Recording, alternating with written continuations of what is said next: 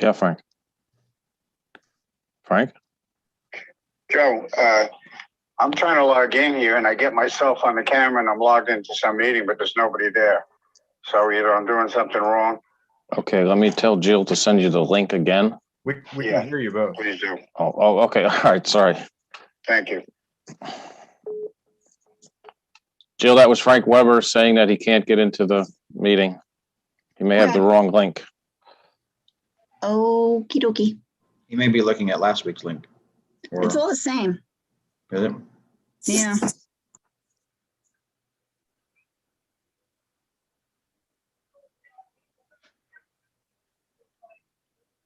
And we're good on YouTube. I just verified it. Mm-hmm.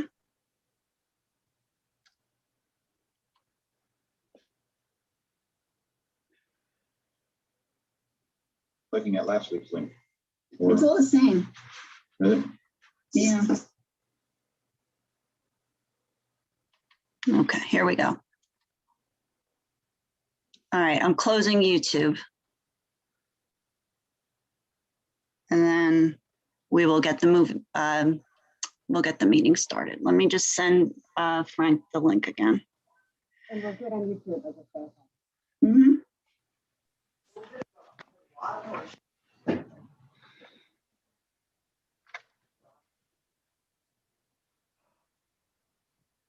Looking at last week's link.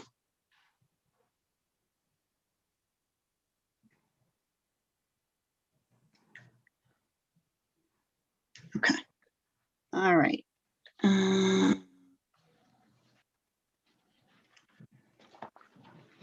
right, I'm going to send this to Frank, and then we'll start the meeting. Teresa's still showing in the attendees also. I'm sorry? Yes, I'm going to get her over. Just give me a minute. 1 second. Message.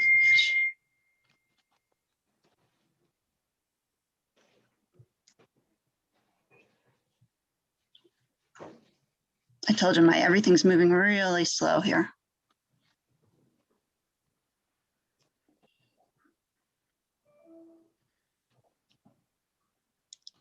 All right, to Frank.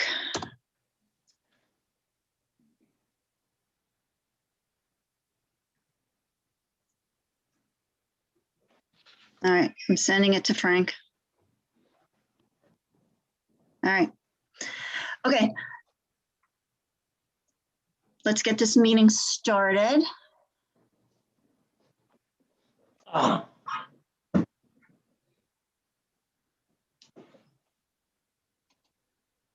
Okay. Okay, are we ready? Let's call the meeting to order. Pursuant to New Jersey Open Public Meetings Act, NJSA 10-4-10, adequate notice of this meeting has been provided by advertising such notice in the Home News Tribune, the Asbury Park Press, the Board Office, the schools, and on Cablevision Channel 118 and Verizon Fios Channel 24, and by filing such notice with the Township Clerk. This meeting was scheduled for Tuesday, February 16th, 2021. The board will take formal action on payment of bills and other agenda items. Mr. Mara?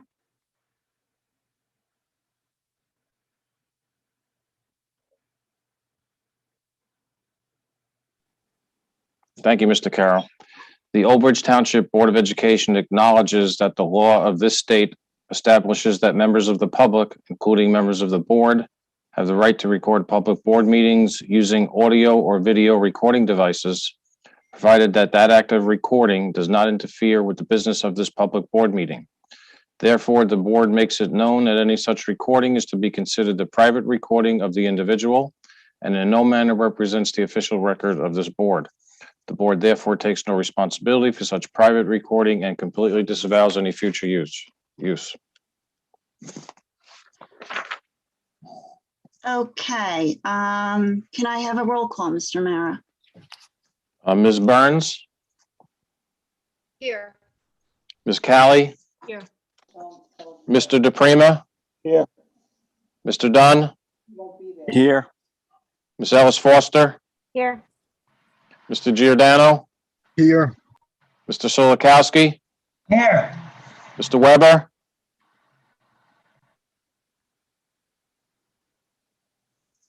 Mr. Carroll? Here. I'm sure Mr. Weber will be here at some point. I resent him the link. Okay. Okay, so I'd like us all to stand for the Pledge of Allegiance. I'm going to, like I did it'll be like a February theme. I'm going to play our sophomore girls doing the pledge for us, okay? Let me just get it over. It doesn't want to go now.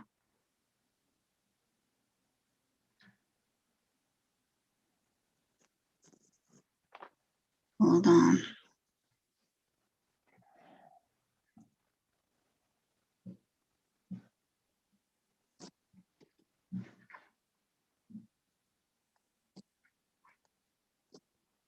Sorry.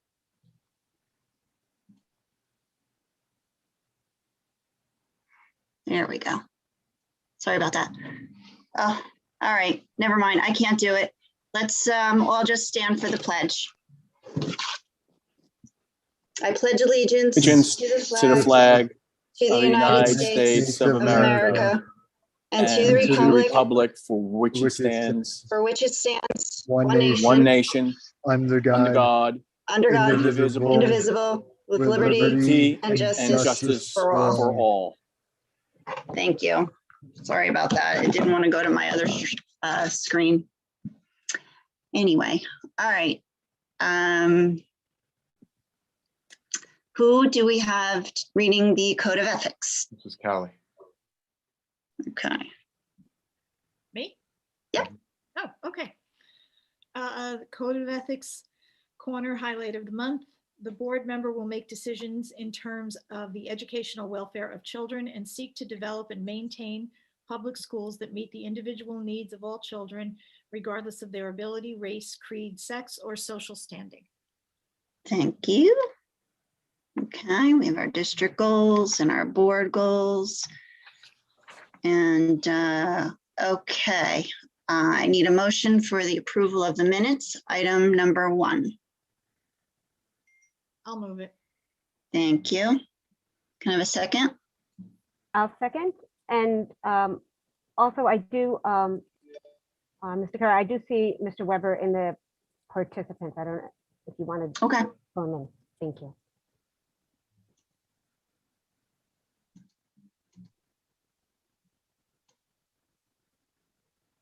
Did I get a second? You did. Okay. Any discussion? And Mr. Mara, can I have a roll call, please? Ms. Callie? Yes. Mr. DePrima? yes, Mr. Dunn? Yes. Ms. Ellis Foster? Yes. Mr. Giordano? yes, Mr. Silikowski? yes, Mr. Weber? Mr. Weber? Ms. Burns? Yes. Mr. Carroll? Yes. Resolution 1 passes. Thank you. I made him a panelist. I don't know what happened. Let me just check one more time. He's showing now. I'm Okay. here. Okay, he's Yeah, here. I felt like I was in a penalty box. I'm sorry, Frank. Okay, now we move on to the report of our student representative. Is Dan here? Hi, Dan. hi, I'm here, yes. How are you? I'm good, how are you? Good. Okay, hi, everybody. As you may know, my name is Daniel Rita, and I'm the Old Bridge High School 2020 to 2021 school president. Staying strong through this virtual year, we have been making the most of what we can and just every day reminding ourselves that we are going to get through this. We're on the home stretch, we're almost done, hopefully. Just a reminder that we are always here for everyone if anyone ever needs anything at all. The 7 subcommittees that were recently created by Senate have come up with countless ideas to be implemented in the upcoming school year, with some including master classes for students, whether that be cooking or acting or anything like that. Show Your Face February, which is to just get more students with cameras on while remote, and many more. Senate is working every day to turn these ideas into reality. Currently, members of the Old Bridge community, in conjunction with Senate, are sponsoring a coat drive. The drive began on February 10th and will be going up until the end of February, with just a main goal of donating as many coats as possible. We already have such a great amount of donations, actually 6 bags worth, and we hope to get as many more. Anyone can donate, and there is a box for donations as soon as you walk into the high school. The more coats, the better. Jars for Bryce are still out at multiple stores around Old Bridge, so just make sure to keep a checkout for whenever you might be out shopping. Since last time, the jars have collected a new total of $3,500, so that's really nice. And just a quick special thank you to all the local businesses who are still continue to leave the jars out. It's much appreciated. The Senate board has continued to meet virtually weekly in order to keep coming up with new events and activities to bring us together while we're apart. You can keep up with all the new and exciting events by following us on Twitter at SenateOB. And as always, you got this, Old Bridge, and we got you.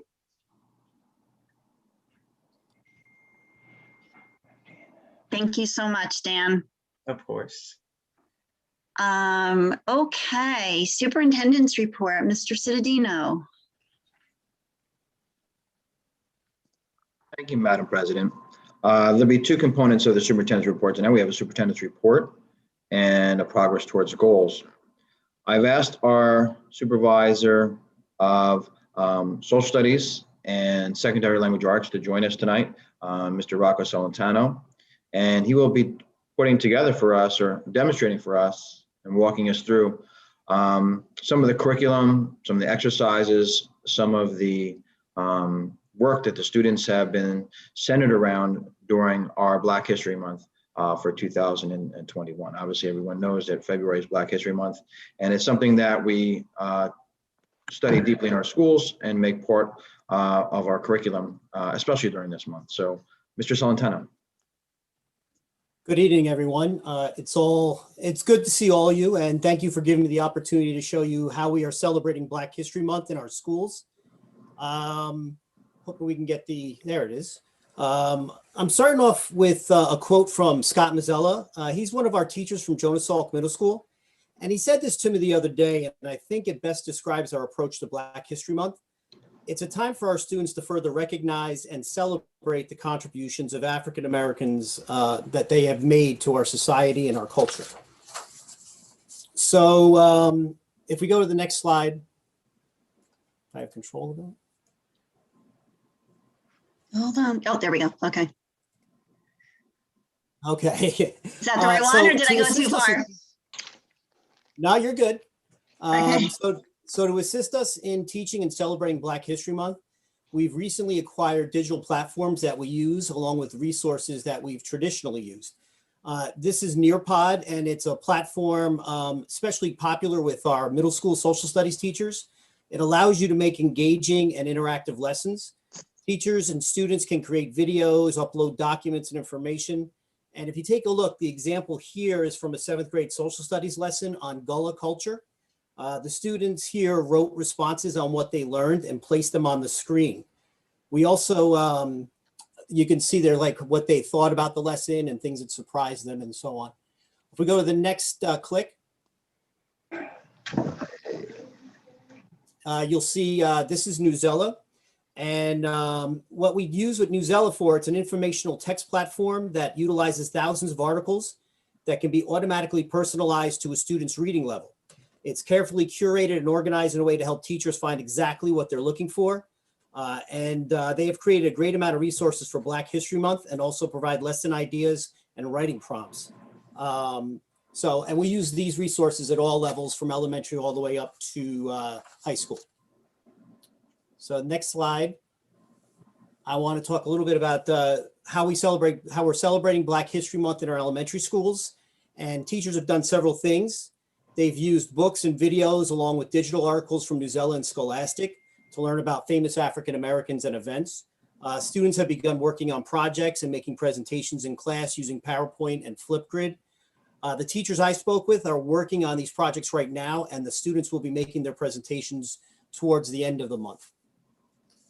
So the next slide, this is an example of what a teacher is. It's a great example of a teacher who's a third grade teacher, Miss Sarah Sandler. She's at Madison Park. And what she did, she created this as a Google slide.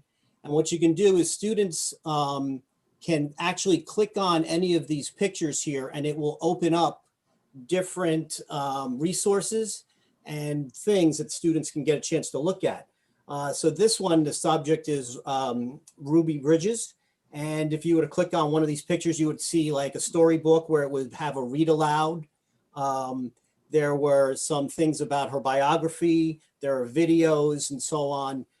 It really is a nice little interactive thing that the students can be allowed to explore and to look at, and then come back together and have discussions about. So on the next slide, Miss Sandler actually uses this as well. And these are all storybooks that the children can actually look on, click and read, or have the book read to them, dealing with Martin Luther King, and basically just his life and things that have gone on and his impact on Black history. So next slide. At the end, the way they round these things up is, and Miss Sandler in this case actually used Microsoft Teams and Forms to assess and receive feedback from their students after they finished the lessons. So this is just a little example of that, where she's asking them what they enjoyed the most and what they thought about it. Okay, moving on to middle school. Our middle schools are celebrating Black History Month, both inside and outside the classroom.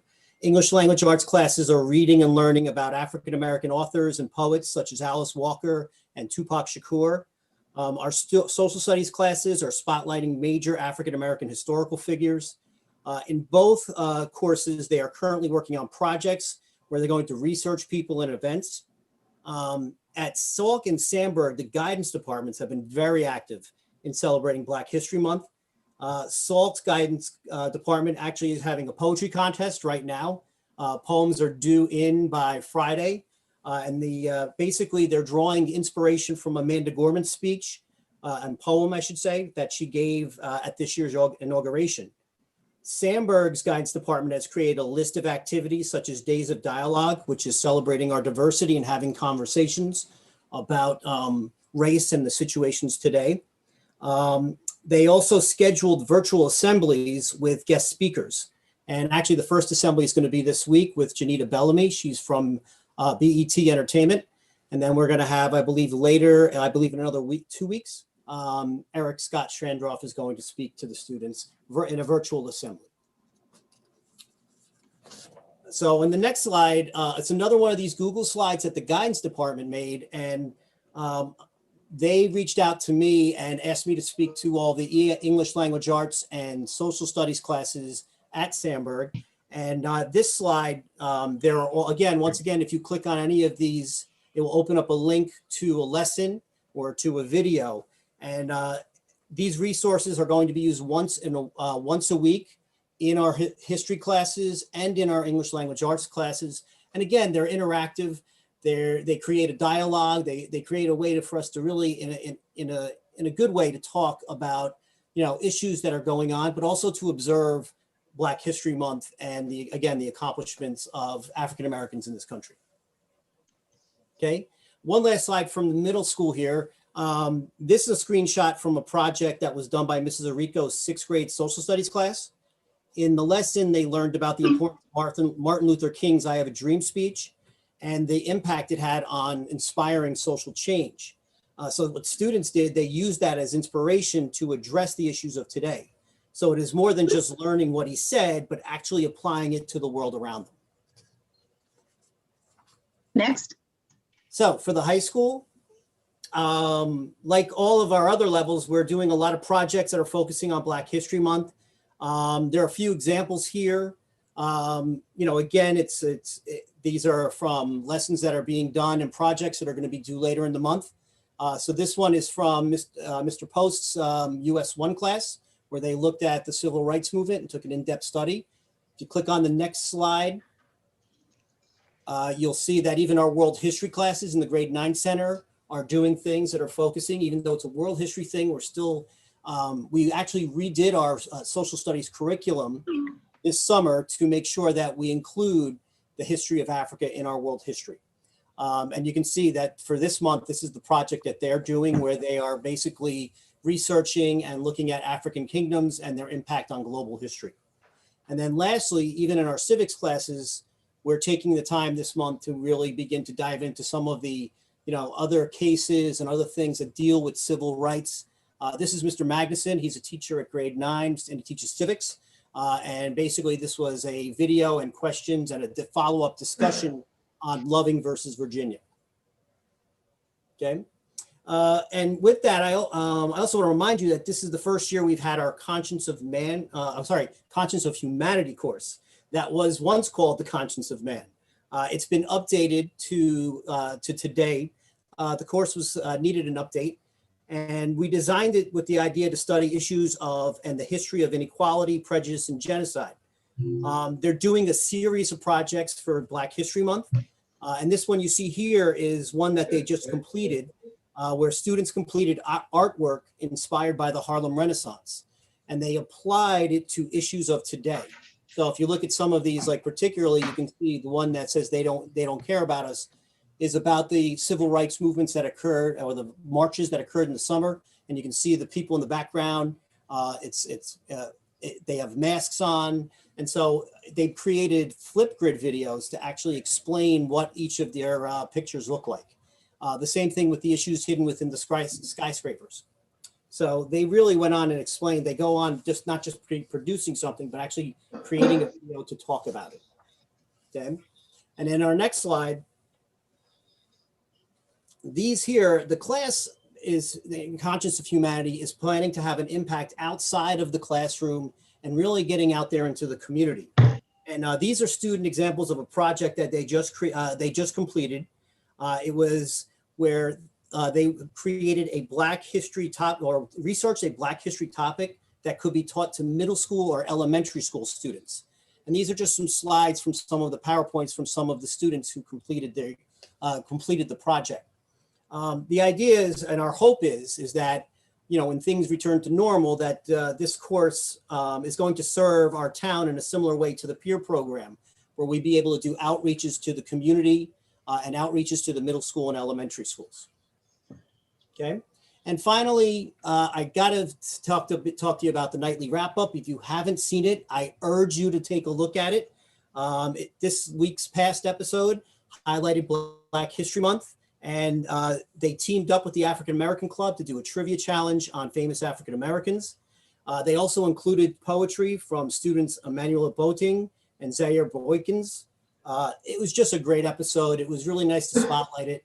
And I think this really, is a good way to sum it up, that we're just constantly, for the month of this month, for Black History Month, we are taking the time to shine the spotlight and celebrate Black history. We're going to be doing the same thing next month when it's Women's History Month as well. So if you have any questions or anything like that, you can please let me know. You can always contact me. Thank you. Thank you so much. That was awesome.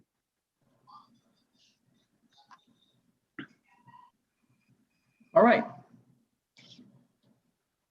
Well, thank you very much for that, Mr. Solentano. Very well done. And please thank all of the teachers and students who took part in providing that data to you.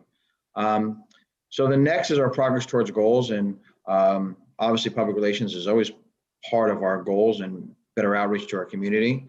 I'm going to turn it over now to Dr. Hoker, who's going to lead us through a presentation on what's been going on in our schools as of late.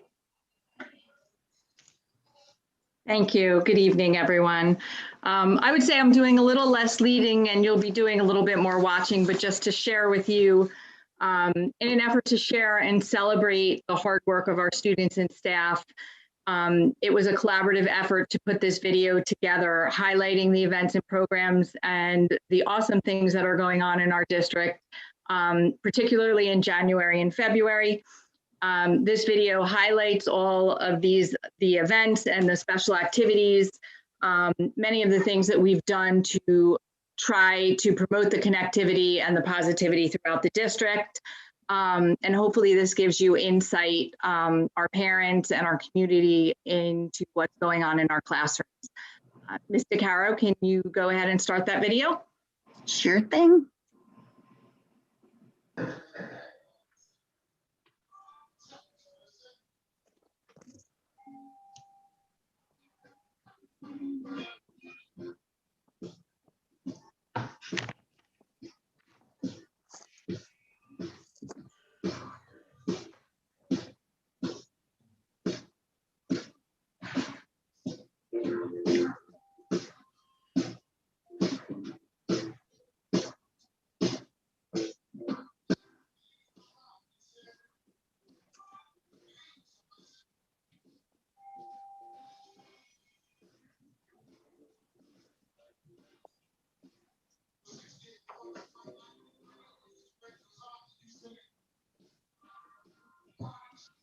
There should be sound there in the background. I can't, it won't go any higher. It's at max. Okay. It was louder earlier, so I don't know what happened. I could sing. I could go through and tell you, but I think it will move too fast for me to keep up with it. But as we will post this on the website, and what you'll be able to see is I'll just highlight a couple of the things that are in here. So when you have the opportunity to go back and take a look again, maybe you can just replay it from the beginning. Sure. Because it is quick. 1 second. I'll let you start that over. All right. Yeah, I don't know. I'll see how fast I can speak. So we do have 4 Here, I'll schools stop it that for were you. recognized again as state schools of character and are moving forward with the national recognition. So they'll be completing that process in the next couple of months. These are some highlights from videos that they needed to submit. Last week during Wellness Wednesday, we had 70 of our teachers meet with over 1,000 students to go over the elective options that are offered in our high schools. And we have some slides there from, I know one of them is auto. We have our We Are One, the initiative through SEPTA, trying to bring our district together.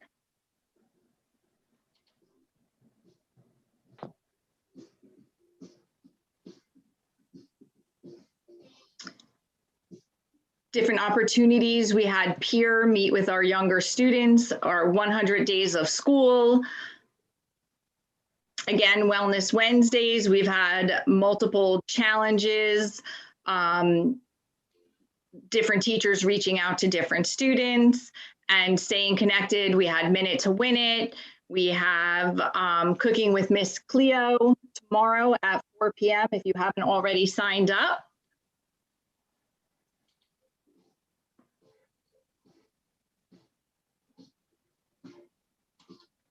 And this month, we have our Youth Art Month Challenge. This is out on our website, various opportunities to participate in the arts. And that actually goes through March 15th. And one of the suggestions was having our teachers read to students. We have a teacher up in the top corner here that was reading on Flipgrid. We had teachers visiting students, and even a teacher who promised if the students turned their cameras on, she would dye her hair blue, and she did.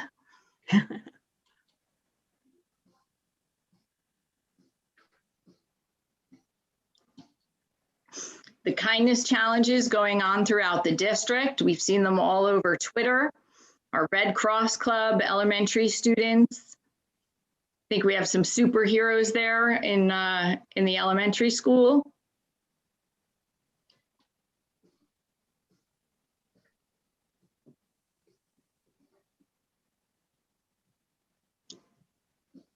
And then various Valentines, our students showing their gratitude, sharing with their teachers, wishing them a Valentine's, and just general being grateful.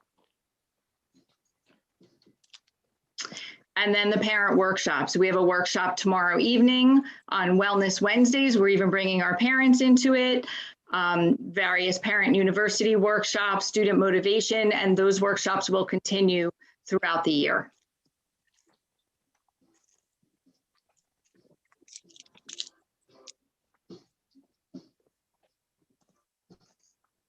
We will post this on the website. It sounds much better with the music in the background. Sorry about that.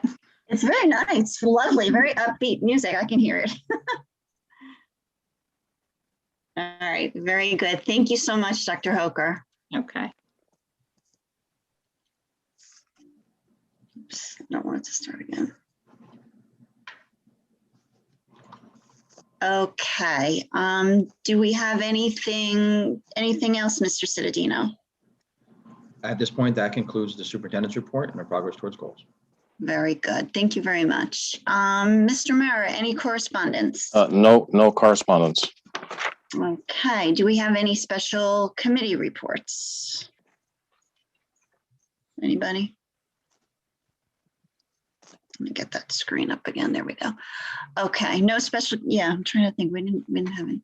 Okay, moving right along. Okay, so now we're going to go to the hearing of the residents on agenda items only. Okay, remember there's a time at the end of the meeting to speak on any district item. Okay, so this is the hearing of the residents on agenda items only. So if you can raise your hand, let me put up that screen. 1 second.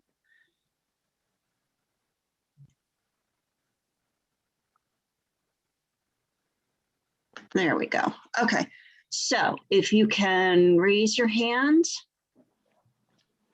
and I will call on you, and I will ask you to unmute yourself. All right, so right now I have Mr. O'Neill, and you can unmute yourself and you can speak. Hello, this is Tim O'Neill, the president of the Old Bridge Education Association. I want to talk about item number 2 under section 27 on page 16. This is the board's resolution supporting basically making the vaccine available to teachers as soon as possible. I wanted to thank the Board of Ed for their support in this resolution. Similarly, I wanted to thank Mr. Cittadino and the administrative team for working to make the vaccine available as soon as possible. As pretty much everyone knows, we began our return to in-person instruction today. Many of my members returning to the buildings would have been a lot more comfortable returning with the vaccine. But there are a lot of ways that we would like our return to be different, but we're returning nonetheless.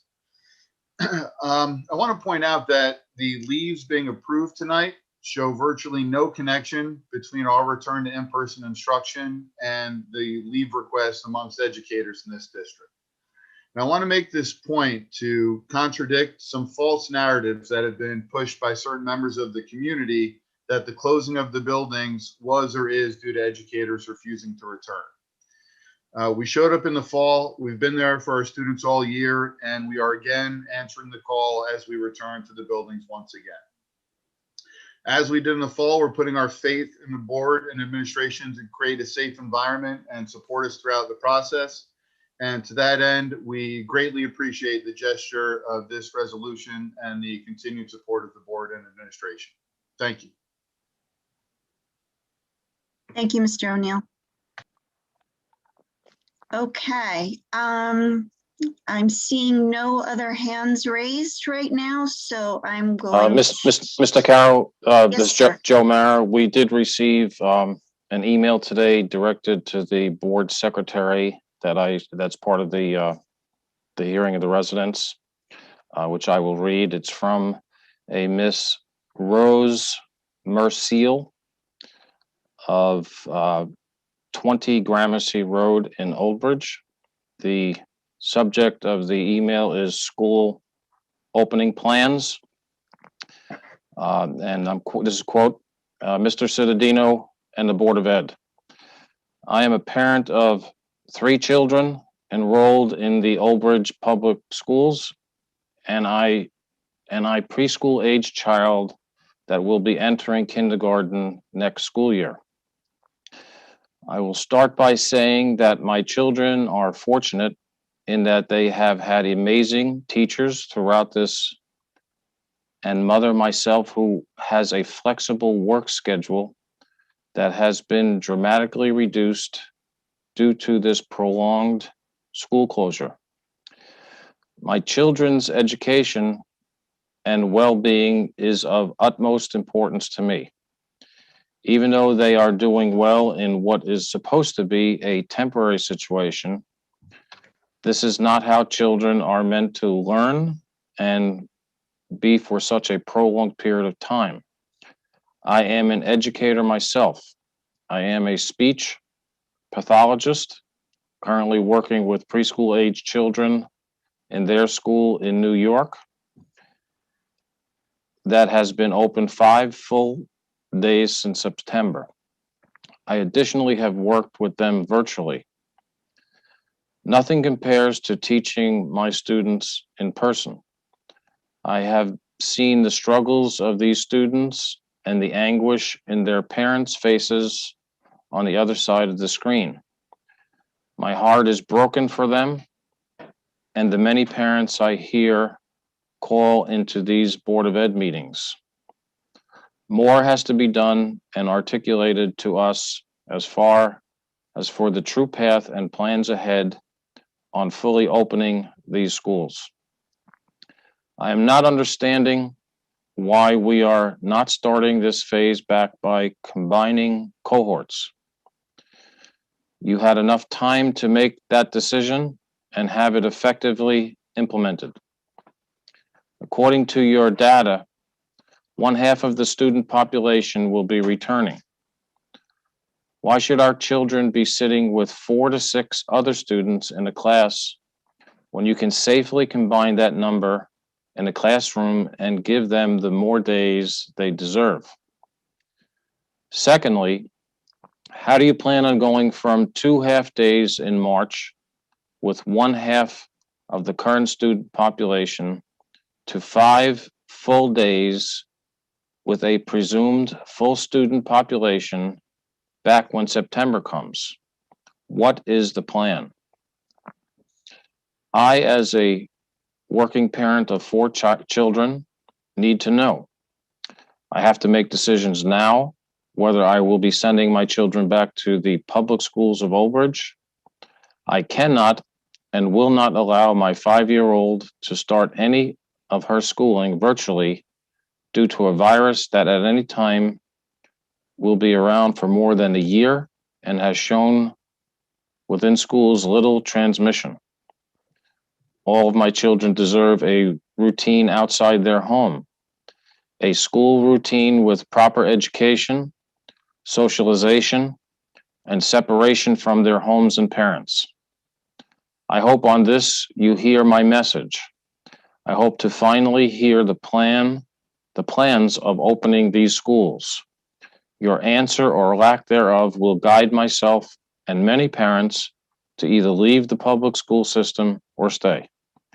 Thank you, Rose Marcel, 20 Gramercy Road. Thank you, Mr. Mara. Okay, seeing no other hands raised, I'm going to now close the portion of the meeting, hearing of the residents, this portion.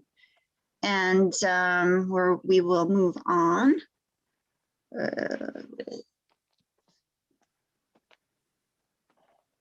Just give me 1 second. Okay. Share. Okay. So we're going to move on to nothing in policy. Curriculum, professional development, items 1 and 2. Can I have a motion, please? I'll move it. Okay, Ms. Ellis Foster, can I have a second? Sally. Callie. Okay, any discussion? Okay, roll call, Mr. Mara? Mr. Dunn, Mr. Dunn had to drop off the call for a bit. okay, Ms. Ellis Foster, Yes. Mr. Giordano, Yes. Mr. Solikowski, Yes. Mr. Weber, Mr. Weber, Yes. Ms. Burns, Yes. Ms. Callie, Yes. Mr. DePrima, Yes. Mr. Carroll. Yes. Resolution 1 and 2 pass. Okay, moving on to athletics. Items number 1. Just 1 and 2. Okay, can I have a motion, please? Burns will make the motion. Thank you. Can I have a second? Callie will second. Thank you. Any discussion on athletics items 1 and 2? All right, seeing no discussion, roll call, Mr. Mara. Miss Alice Foster, Yes. Mr. Giordano, Yes. Mr. Silikowski, Yes. Mr. Weber,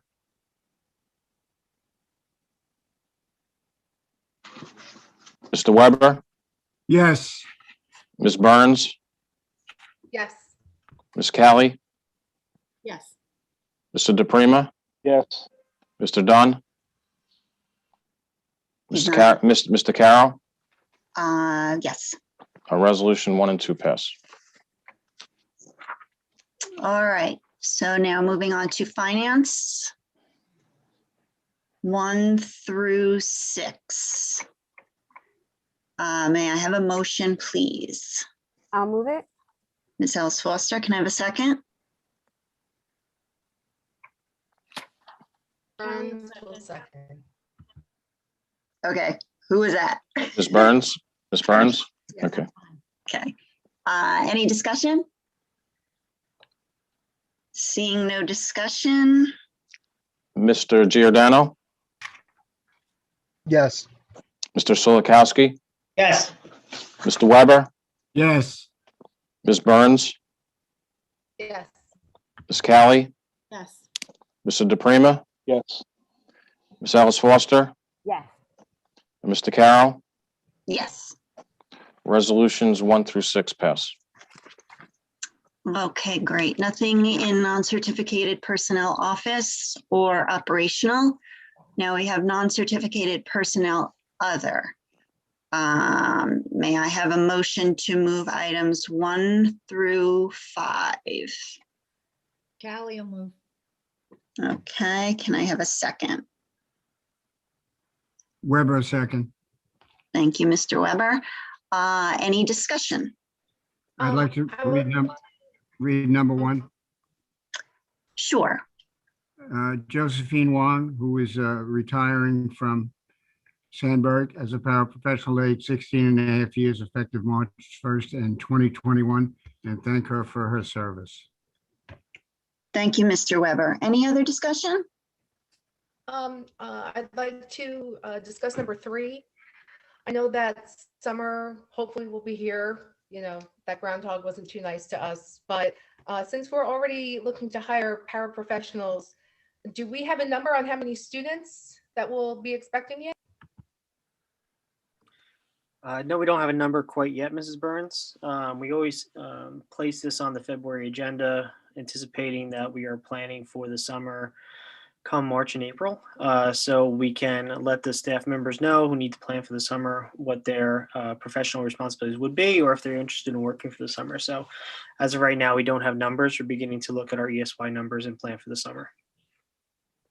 Okay, I just think that it would be difficult to plan how many paraprofessionals we need if we don't have that number for how many students, because of course, paras are based on the individual need of the child.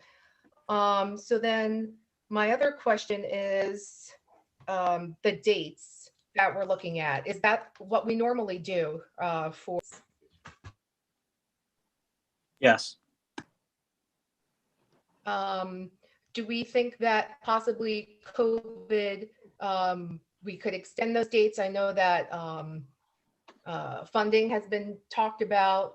Is this really the appropriate time, you think, to put this in stone, or is there a way to change it in the future, hopefully? Well, and anything can be changed on a board agenda between now and June. We are anticipating having this many paraprofessionals. Later on in the agenda, there is a certain amount of teachers that are allocated as well. We have added a number of paraprofessionals, approximately 19 to our estimated amounts, as we plan on having a relatively robust ESY going into this summer. I think we added somewhere in the ballpark of 11 or 14 teachers. I don't know the exact number off the top of my head. So we are anticipating having 4 days a week, 5 weeks, July 5th to August 5th for ESY going into next year. But obviously, anything can change on any agenda pending board approval. So hopefully this is my last question. What kind of science and data or research and parent input was put into this, since COVID has kind of created this uncertain environment? Do you think that that maybe revamping it now would be a good time? We revamped our ESY program 3 years ago very successfully. I would put our ESY program against anybody in the state. So right now I don't anticipate revamping it too much going into this upcoming summer. Okay, but how much parent input or science and data was then put into this instance, considering COVID? Again, I don't know exactly what you're asking for. In terms of parents don't necessarily dictate what our summer would look like. We do anticipate ESY is for the maintenance of skills, not necessarily for the acquisition of skills. While COVID might have been a little bit different going into this school year, and obviously changed the dynamic that we're looking at, we continue to look at all of our programs to provide the most appropriate services for our students, whether they come in today as a self-contained student or whether they're going to attend ESY come in July. I guess what I'm asking is that I understand what ESY is for, but considering the environment that we have now, is this really the dates that were given the best for our students? Or can we look at other best practices from other districts? Sure. As of right now, July 5th to August 5th, it would be our ESY cycle going into the summer. And if I could just jump in too, Ms. Burns, and as you know, as a board member, this type of expansion would have to start out with looking at it through the curriculum committee, because you're really changing the delivery model which we have, and there's time to do that as we go through. We haven't even had our curriculum meeting yet, but that would be a great point to bring that up, saying, okay, so this is our ESY program that is our starting point, and Dr. Tui is revamping that starting point. I think even adding some hours, adding personnel to it because of the number of students we believe that we'll need to service, but changing the format of it would have to go through the curriculum committee to make it like a 5-day and so forth. So that would be the starting point for that. And then we could adopt it in later ones. There's also the information that the White House is pledging $54 billion towards school districts and COVID relief that we would be able to use if we had received it at that time. And from what I understand, we would be receiving it for the 21-22 school year, which this ESY falls under. And in that package is compensatory education money for offsetting just kind of what you're talking about. But sometimes you don't want to put the cart before the horse and you start allocating the money. And then when you need to show that you have a need for it, they show that you've already budgeted for it, so you don't have a need for it in a grant type situation. Okay, I know how valuable our paras are, so I do support this. I just want to make sure that those dates that we have are, workable. So, all right, thank you so much for clarifying.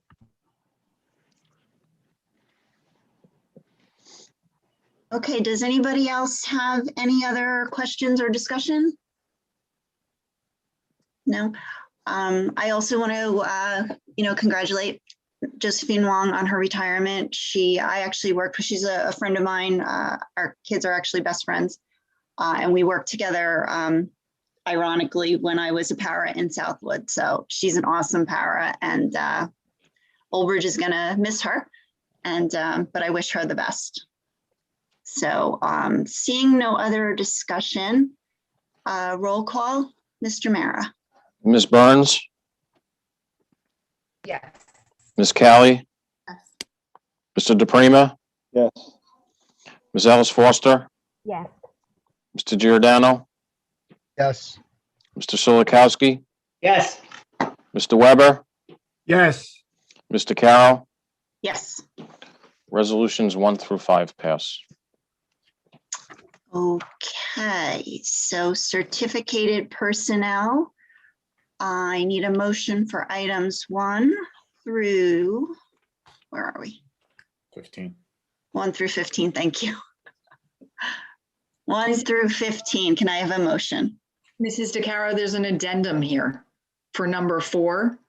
Okay, No, it's an administrative correction, not an addendum. Okay. Sorry. okay. So we need a motion? We didn't get any motions yet. Okay, yeah. Can I have a motion, please? Ally will move. Callie, can I have a second? I'll second.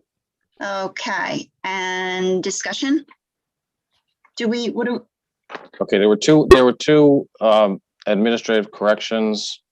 Item number 4 on page 10, attachment D1. I believe the timeline was extended for that individual. And the same thing with item number 5.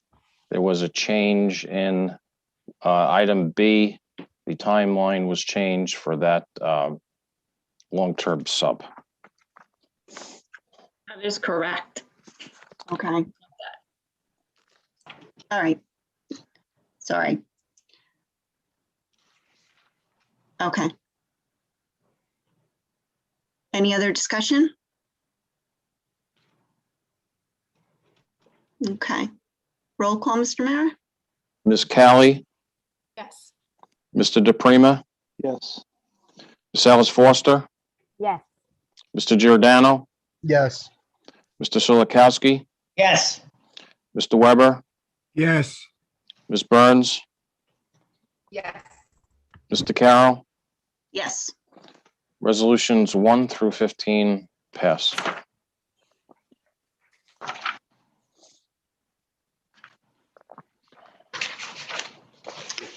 Okay. Non-certificated personnel transportation, item number 1. I'll move it. Thank you. Can I have a second? Ally will second.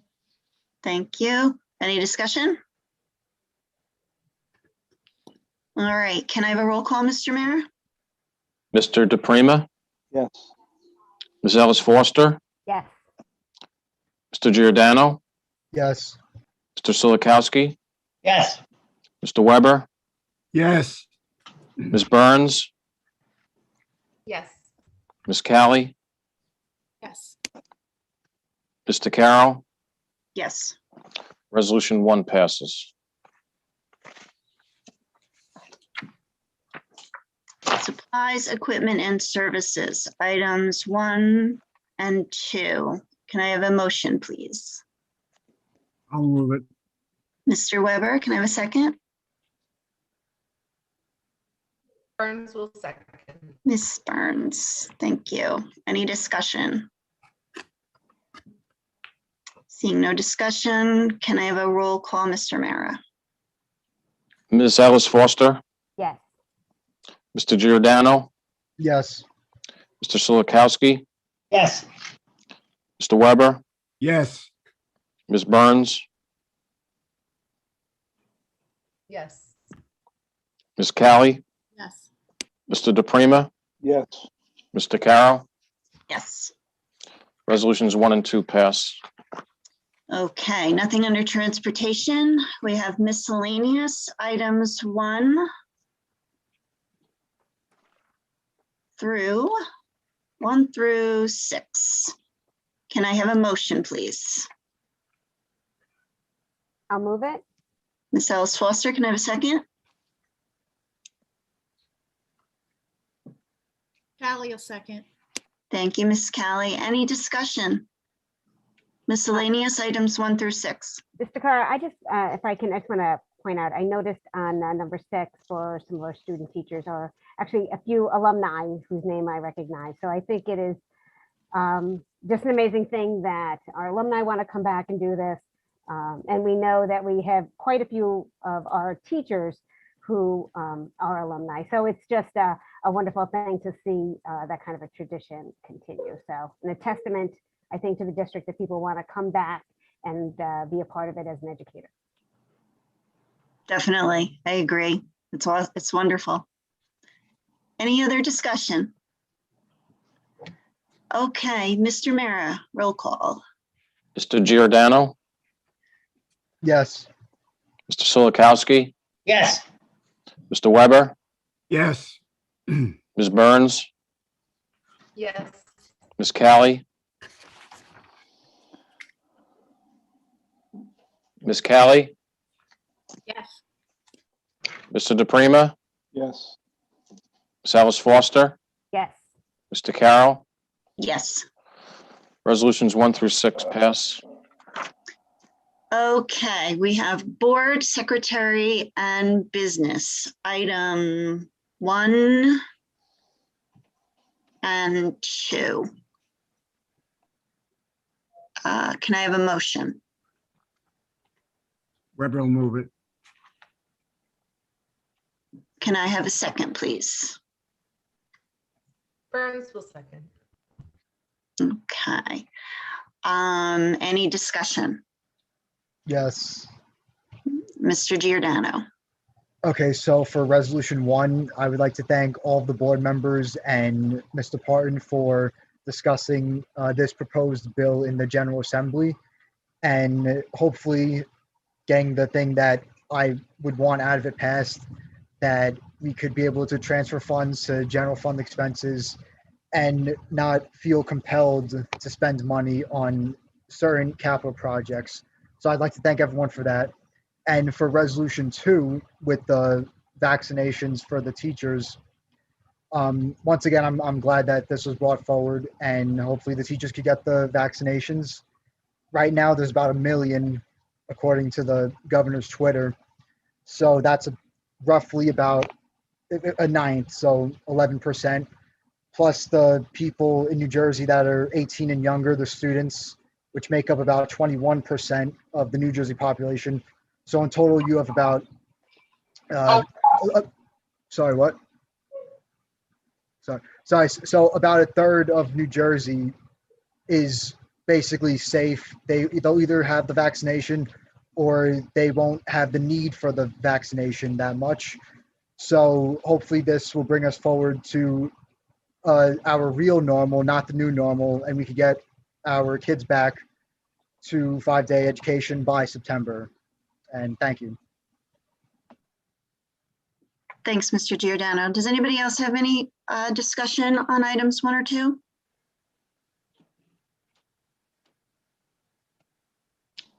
No? Okay. I just have one question. It might have been answered last week, but I don't remember. For item number 1, is this legislation simply during the years that we have state aid cuts, or is this only during the state aid cuts? Like once our cuts are over in the next year or 2, this no longer will apply. Is that correct? The way it's phrased right now is it pertains to any year in which the state aid is lower than it was in the previous year. So I think there's intended to be some flexibility there. Certainly right now, it would apply to S2 districts through the 24-25 school year. But in the future, if something else exciting happens to people's budgets, if this legislation were passed like this, it would change it. We have to get rid of that. You gotta get him back here. You charge him enough money, you gotta fix that. it would also take effect. Okay. Ms. DeCarlo? Yes. On item number 2, I fully support it. But just to make you aware of it, 26 states in the country, as of the last count, have already changed their teachers' rankings and moved them up to the 1B category, including our neighboring states of New York, Pennsylvania, and Delaware, the 3 states that we border on.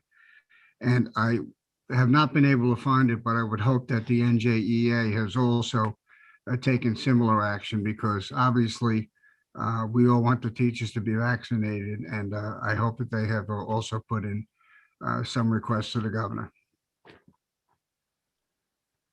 Yes, thank you, Mr. Weber. Would anyone else, anybody, Ms. Kelly? I just wanted to say one thing to Mr. Giordano's comments.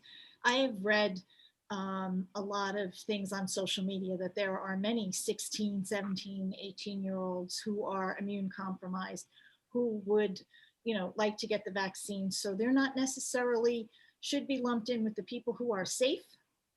They're just have no vaccines that have been approved for their age group. And then you have the younger population, younger than 16, who don't have a vaccine that's approved for them. They're not necessarily safe if they can't get a vaccine. Thank you. Thank you, Ms. Kelly. Anybody else? Okay. Seeing as no further discussion, Mr. Mara? Mr. Silikowski? Mr. Silikowski? Yes. Okay. Yes. Mr. Weber? Yes. Ms. Burns? Yes. Ms. Callie?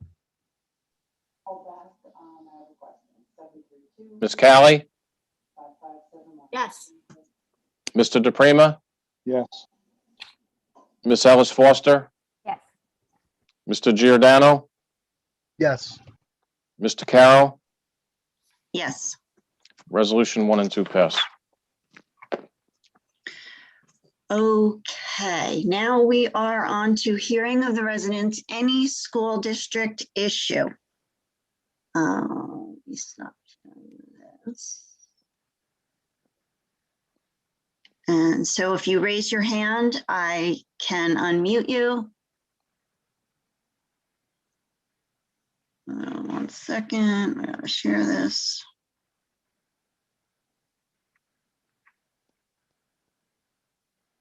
Okay, so, okay, Mr. O'Neill.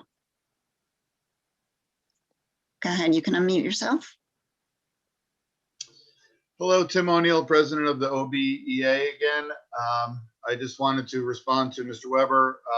I don't speak for NJEA, but I can tell you that NJEA has sent out much information.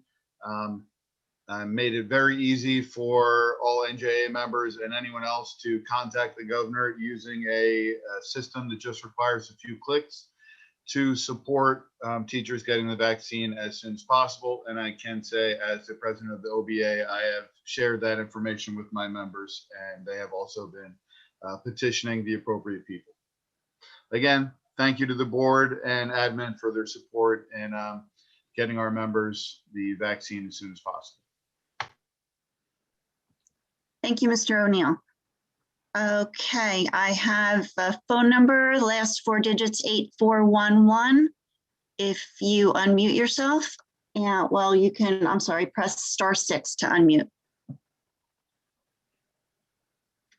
And you can speak.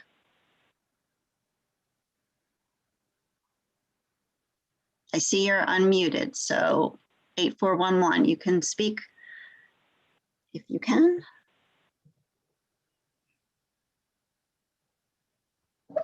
No? Can you hear me now? There you go. Okay, yes. Sorry about that. That's okay. Yes, I just have a couple of comments. I mean, we've had these calls basically every other week now. Many questions have been asked regarding reopening the schools, what the plan is, and we're never seen to be given any sort of substantive answer on any of the questions that really matter. We're giving a lot of broad statistics that are all but irrelevant to the situation and don't really tell the full story of the situation of what's going on. It's really more of just seems to be the narrative that wants to be pushed by this administration. Personally, I've sent 2 emails over the past couple of weeks, one directly to Mr. Cittadino and then one to the entire board, only to get one response from Mr. DePrima, so I appreciate that. And to me, that's a clear sign, 2 emails to 10 plus people. It's a clear sign indication that the parents, the people that you essentially work for and ultimately put you in these positions that you requested, our concerns are essentially unimportant to you. Now, Mr. Cindino, I know you're appointed, but you still work for the people. And your jobs are to provide the proper education to our students and our children. So I think it's absolutely absurd that constituents essentially go unheard and never get a response back. And I think this entire situation, you guys have made this much harder on yourselves than really had to be. And, you know, a lot of the disdain from the parents that you obviously hear week after week has really been brought on by yourselves. Like, all we want is a choice for our children, whether we want to send our kids in or keep our kids home. Everybody has their own opinion, what they want to do, and I totally respect that. If you want to keep your kids home to feel safe, fine. But myself and hundreds of other parents want to send their kids in because that's the education that our kids deserve. And I mean, you see studies and statistics that prove the mental trauma that these kids have experienced over the past 10 months has been much more damaging than a virus that has a 99% survival rate, especially the younger kids, where this virus doesn't really affect them that much. Obviously, there are cases where kids have immune disorders and things like that.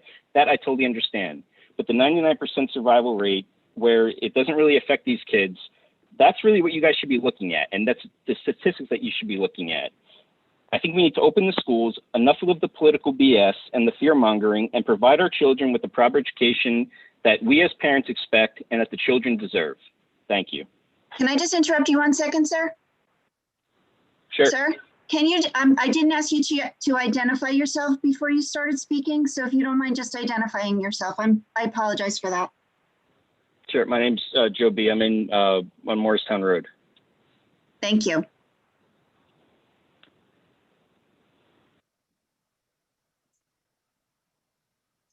Okay. Mr. Carroll, can you repeat that last name? I'm going to look for an email. I didn't hear the last name. Joe Beam? I think he said Beam. Jill, did you say something? He said Bierman. Bierman, thank you.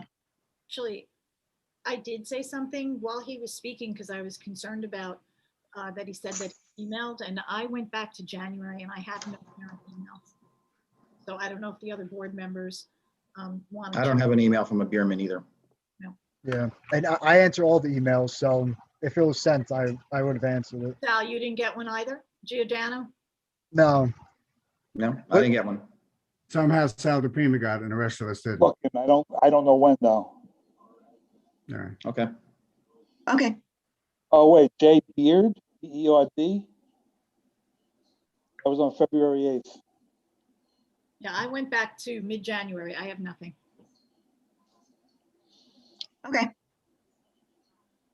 And like I've said before, you know, if you have a question for me, especially, you know, a lot of times emails have multiple questions, and it just, you know, give me your phone number, tell me a time to call, I'll give you a call. Because a lot of going back and forth with the emails, you don't really feel as though you get the questions you answer. I'll give you my undivided time. You call me, I'll call you, and you know, you may not always agree with my answers, but you'll hear them. All right. Next up, we have Mel. If you can just give us your, well, Mel, but if you can give us your last name too, and unmute yourself, and you can speak. You just have to unmute yourself. There you go. Yes, hello? Yes, hi. Yes, hi. I haven't actually stayed in tune. This is Melissa Keogh. My children are in carpenter school. Well, I wish they were actually in carpenter school, and I'm actually very grateful that they'll be going back to 2 days a week. But, unfortunately for working parents and, if you're fortunate enough to have one parent stay at home, that may be feasible, but for other parents that they have other obligations, but yet they want their children to be in school, it's very unfortunate that we have to have just 4 hours a day, 2 days a week. And I'm actually juggling around my schedule, not to say me, but I'm saying other parents, and it's stressful that we have to all do this because we can only have 2 days a week. And it just doesn't make sense to me and to many others why this is brought on only 2 days when we can fulfill furthermore, because other townships have with not having any issues within the school system.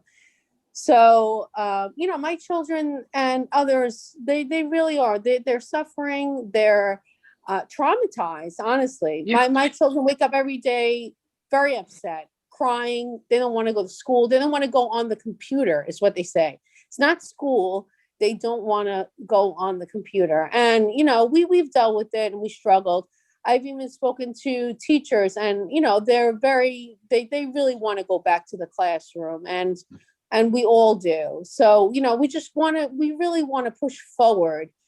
And I'm grateful that we're doing the 2 days, and I'm just hoping that we can, you know, soon push furthermore, because we've seen furthermore within the, you know, the township, within private schools.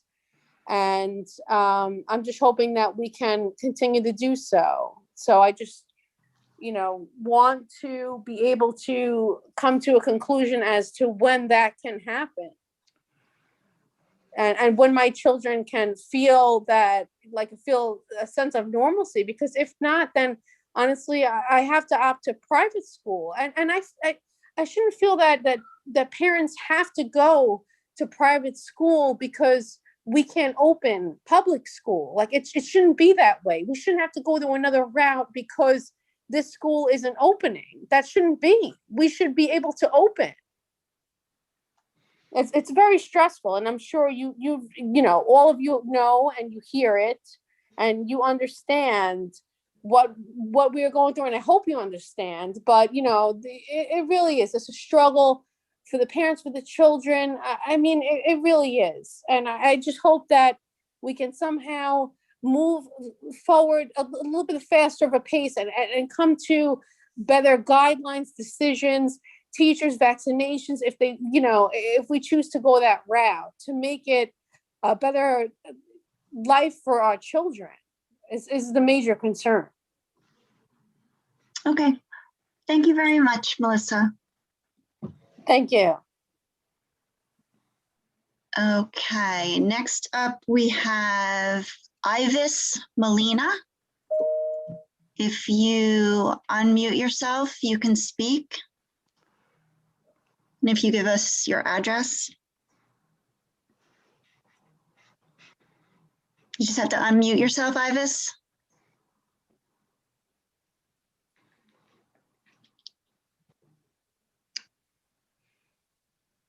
Hi, There can you you hear go. me?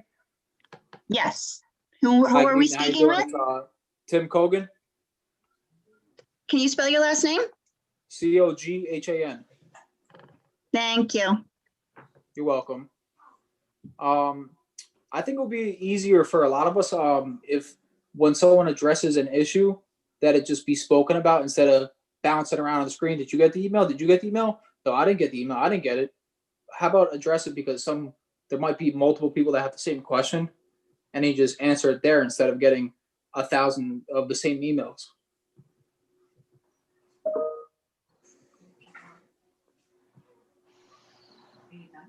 Okay. Did you have any questions or concerns or anything else, Mr. Yeah. Hogan, My concern was when people address something, I'm like, okay, I want to hear what that's about, and then you say, oh, I didn't get an email. Well, no one gets any resolution. So can you guys address that when someone speaks about it? Okay, thank you. I'll address the one thing that's been kind of brought up as a narrative is, you know, what's the plan going forward? You know, the plan that was developed by the task force has been sitting on the district webpage since mid-August, and it's an expansive plan, and it talks about opening. When we started with the 1 day, then it talked about going to 2 days. And I know people say, well, you know, this 2 day was just developed. The 2 day has been in the plan since August. And then it has plans to expand to 5 days. But all of that has to do within the parameters that allow us to do it. Now, on February 12th, the CDC, in conjunction with the White House, put out something that's been long due, and, you know, it is guidelines for schools to reopen. And this was a national guidelines for school to reopen to have schools open within the first 100 days. Now, he didn't say to have Old Bridge schools to open within the first 100 days because it's not a situation. A COVID is not a pandemic limited to Old Bridge, where only Old Bridge schools are impacted. If the CDC and the White House administration develops a plan to open schools within the first 100 days, they're talking nationally, and the bigger problem is globally. So within those guidelines, it talks about some of the things that, limit us. We've talked in the past about the quarantine, and I don't foresee, and I hope that based upon our numbers today, I think we're around 12 students positive within the district and 5 teachers positive in the district, that is enough of a base to allow us to come in and not have to deal with some of the quarantine issues that we've had in the past. Now, some of those quarantine issues have been addressed by new CDC guidelines for those people who are vaccinated and those people who have already had COVID. I'll speak to the first part first. Those people have been vaccinated. So if you've been vaccinated and received your second booster, if it's a Moderna or a Pfizer and not the new Johnson & Johnson one coming out, that within 14 days of your second vaccination, then you do not have to quarantine for the next 76 days, because it's 90 days from the second vaccination, but they give you a window of 14 days before they feel it's reaches efficacy, so that within the 76 days, if you come in contact with someone, you do not have to quarantine.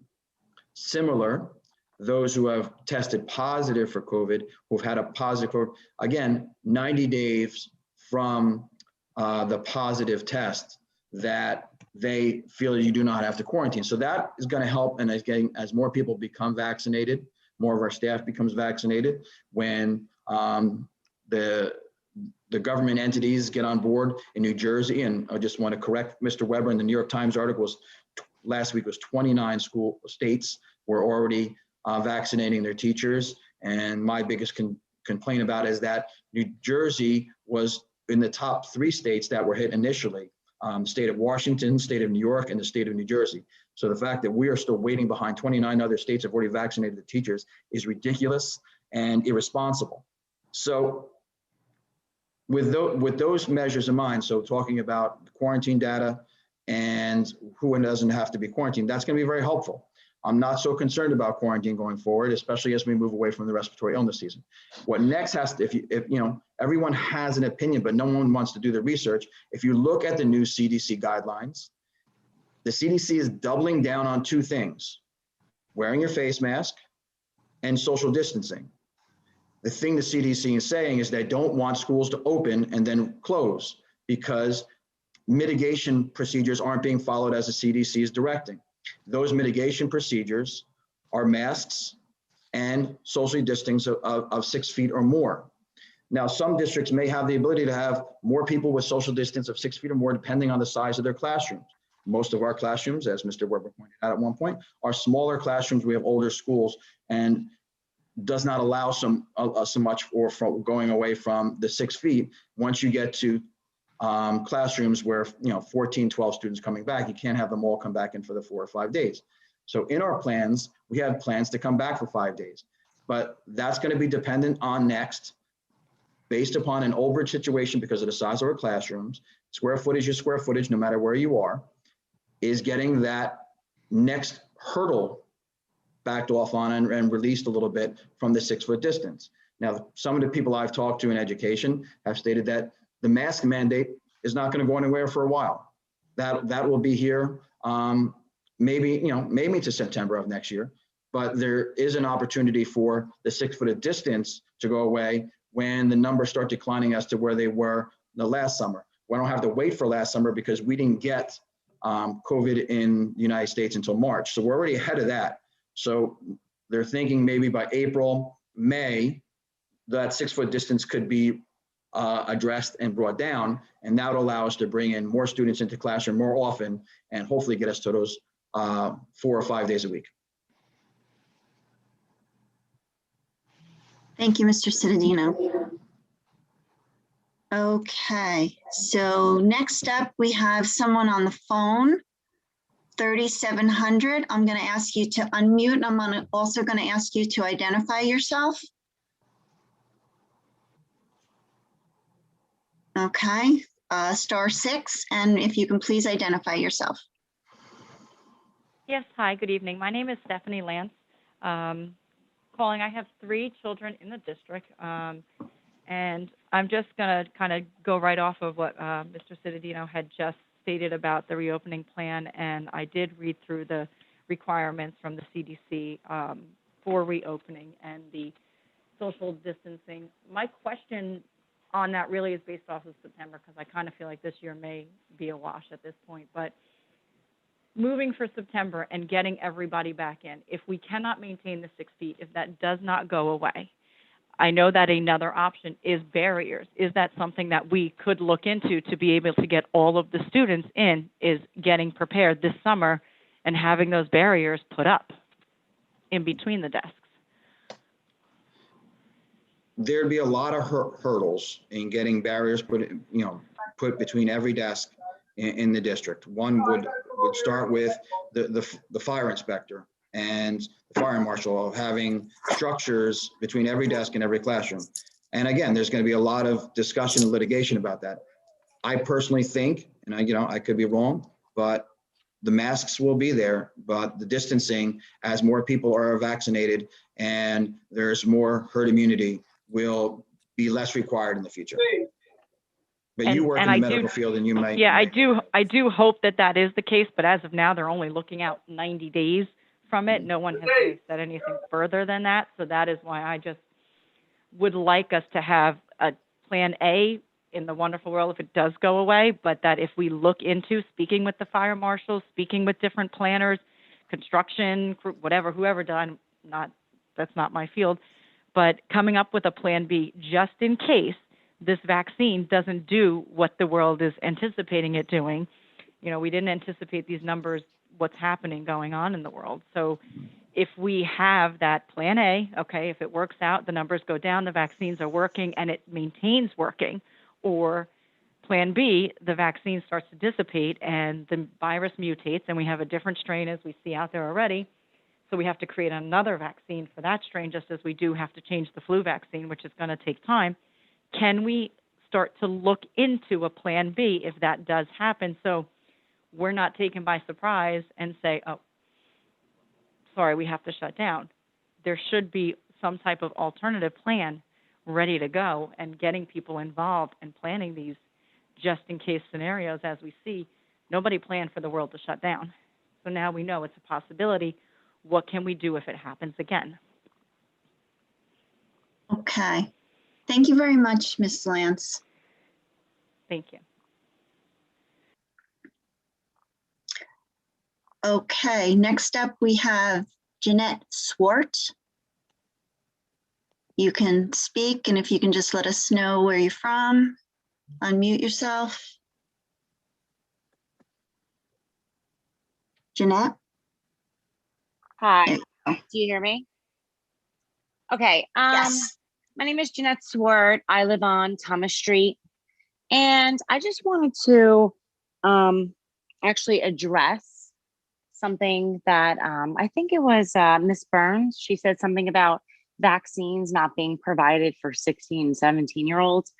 From what I've researched, if a child 16, 17 does have an immunocompromised system, they are able to receive the Pfizer vaccination, which I've done a lot of research on, and I actually got my first shot this past Saturday. And I just wanted to, again, address that and, make that, bring some accuracy and clarity to that. Number two, I didn't read anything in regards to what happens if there's, for example, when the children go back to school. I mean, obviously some are already back. What happens if there's like one positive case in the class? Are you to quarantine the teacher and the entire class? Are you going to, shut down the entire school? Are you going to shut down the entire district? So I didn't see any plans in regards to the steps that you're going to take if, again, we do get some positive cases in the school district. So I think that maybe, that would actually give us as parents an idea of what to expect. Because again,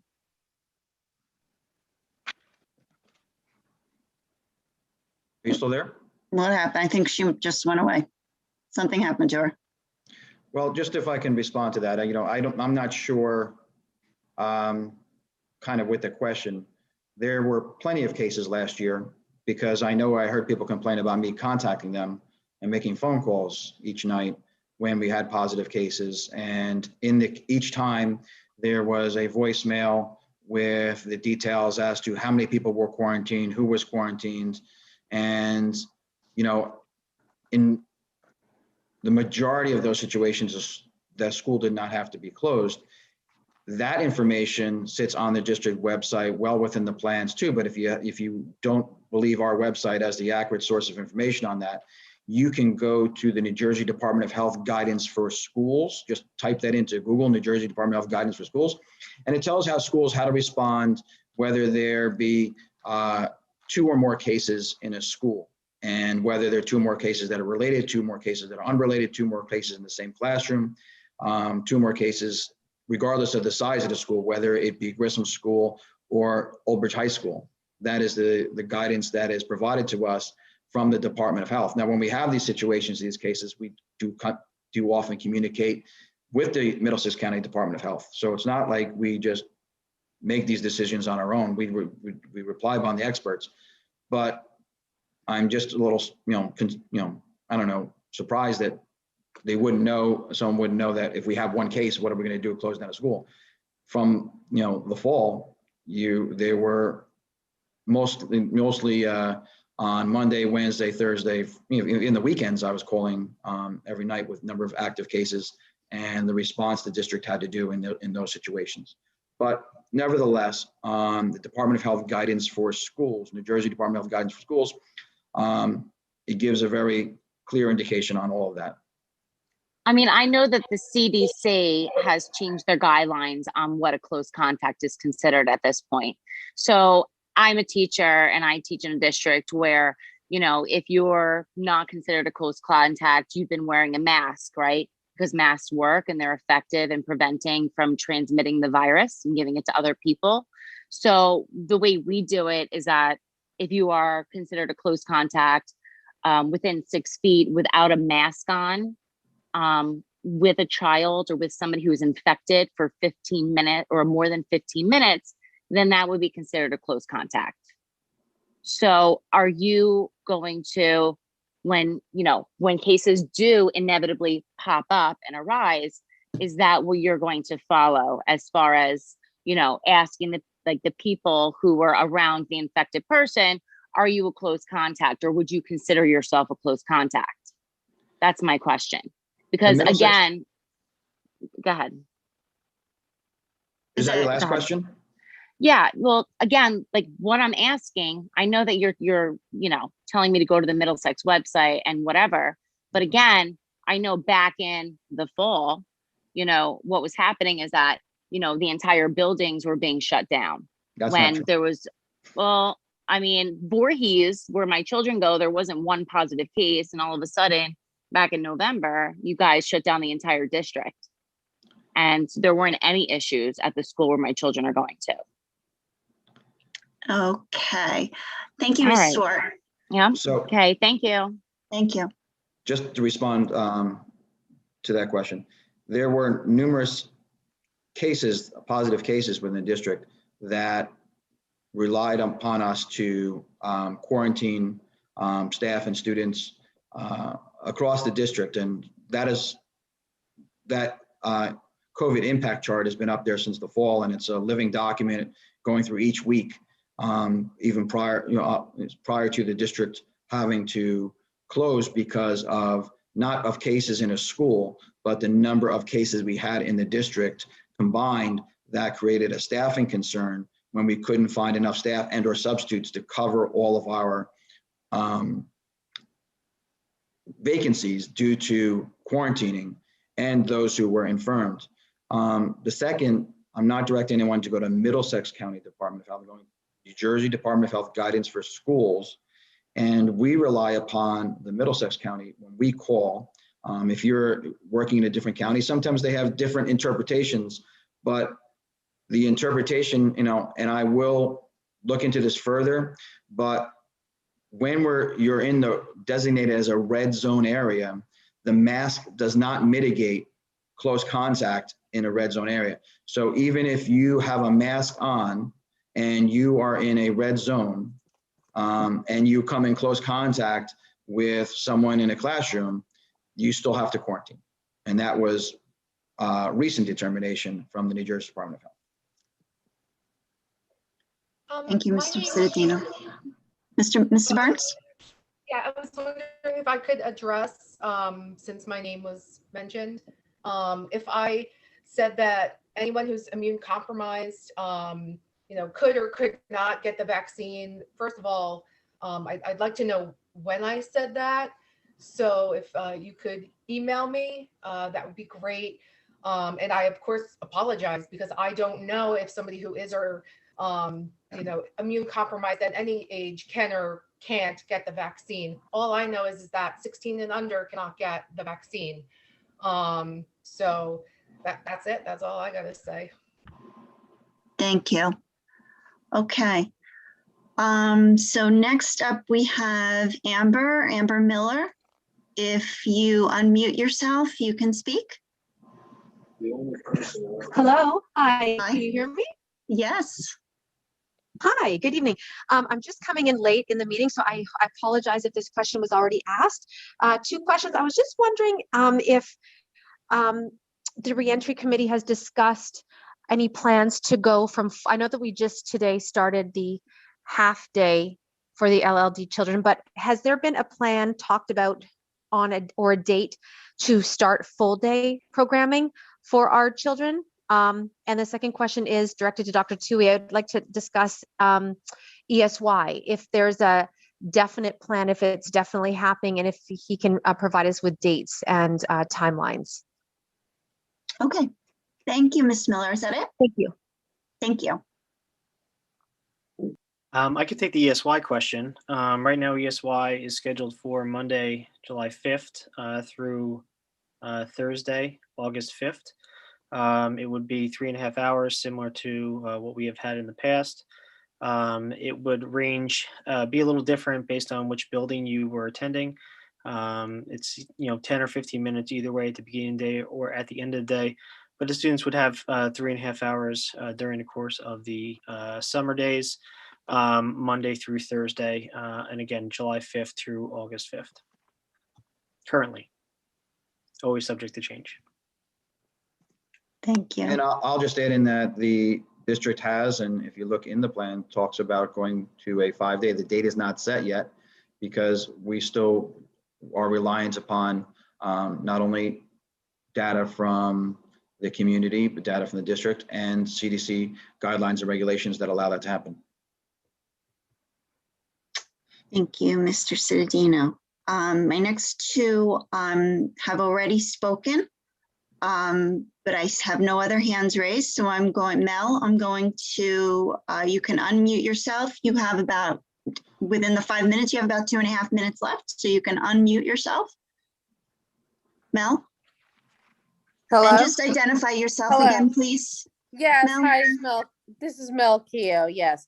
Yes, I'm just concerned too because about the guidelines. We do actually, as the board too, have to push, and I'm saying with the CDC because honestly, from day one, the CDC is not reliable. We all know this because in the beginning to the end, the guidelines have changed very drastically.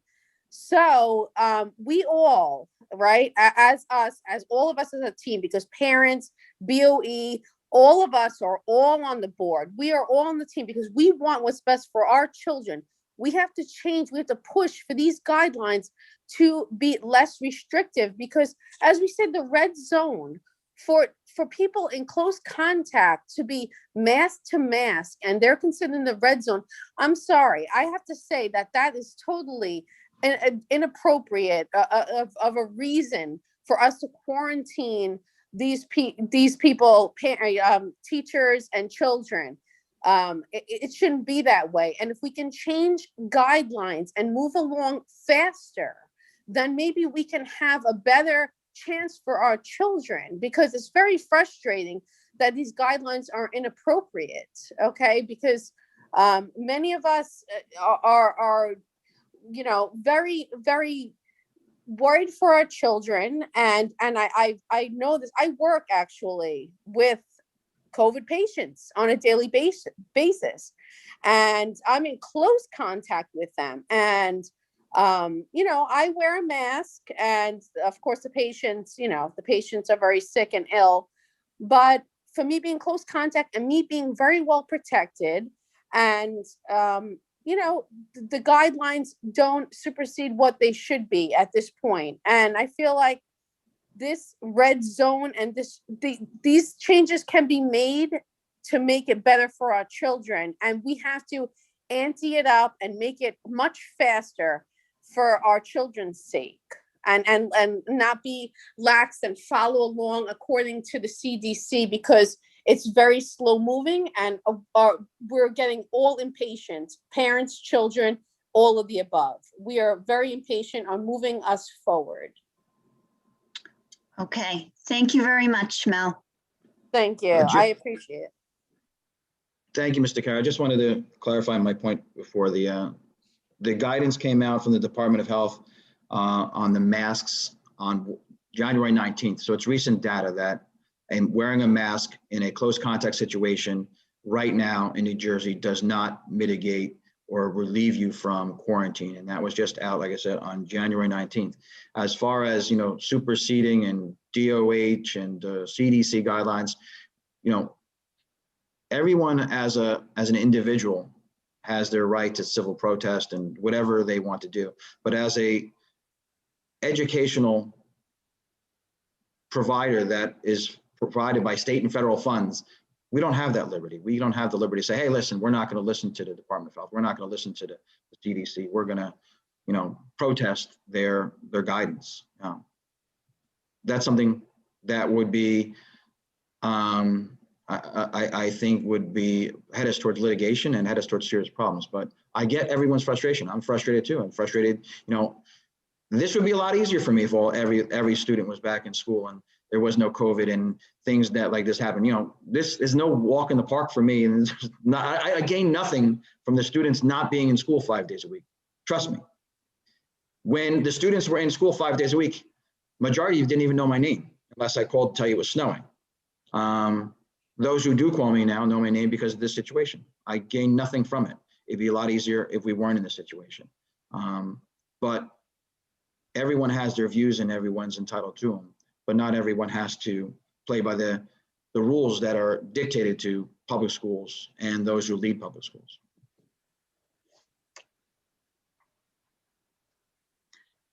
Okay, next up is Dee Branny. I'm going to unmute you, and if you can please just identify yourself. Hello. Hi, if you can identify yourself, please. Yes, my name is Danielle. I'm in Old Bridge. Can you say your last name, please? Oh, Danielle? sorry. My name's Danielle Branceforte. I'm in Old Bridge. Okay, and okay, you can speak. Go ahead. Yes, I have 3 sons in the district, and we're going through this with like everyone else for the last year, and this is a nightmare. I have to be honest. This is a nightmare. And, it's stressful, I know, for everybody, but this is a nightmare. And I want to know, once they go back to school, if in the event that there is, the numbers go up, are they going to close the district again? Or are they just going to close that certain school? What's the plan on that? Do they know what they're going to do going forward? Okay. Do you have any other questions? I'm going to let you say all of your questions first. Well, yes, because I'm sorry, I'm just a little nervous. That's okay. I just, it's just because I feel like we're going around the merry-go-round, and it's frustrating, as a parent seeing your 3 kids struggling. My 12-year-old is suffering. Sorry, I'm crying. He's suffering, he's depressed, and it's just very sad. It's just very sad seeing, your kids go through this. And as a parent, you want to help your kids. And I'm just a little surprised that you board members are parents. And how are you letting this happen? How are you letting this happen? It's very frustrating. It's sad. As parents, you should all be ashamed of yourselves. I'm sorry, you should. That's what I have to say. I can never go to bed at night knowing that there's kids at home banging their heads on computers, okay, crying, screaming, lashing out, saying they want to die. They hate their lives. I got a 7-year-old telling me that he hates his life and he wants to die. That's not right. That's not sitting well with me.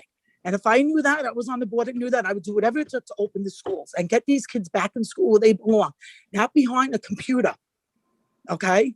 Sorry, I'm sorry for my frustration, but it's just, this has been for a year now, and I can't do this anymore.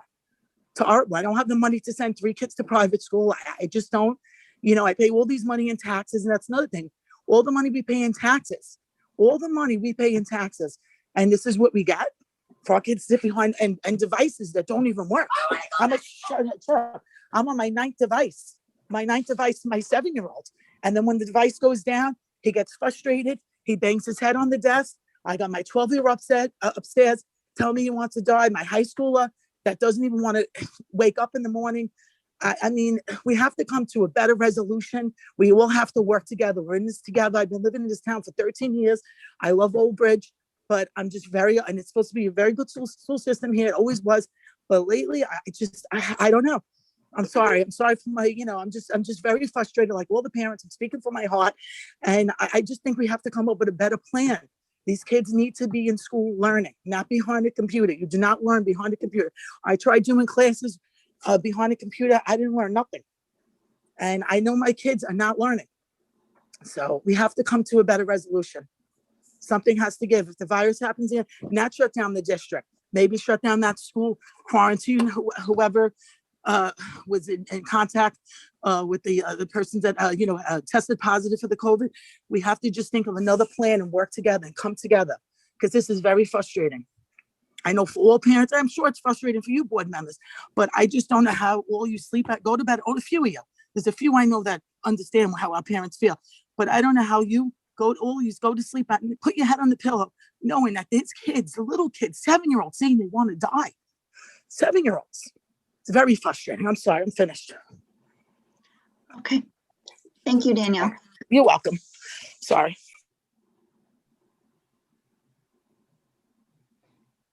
Okay. Next up is Leonardo Marquetta. You can unmute yourself. Hello.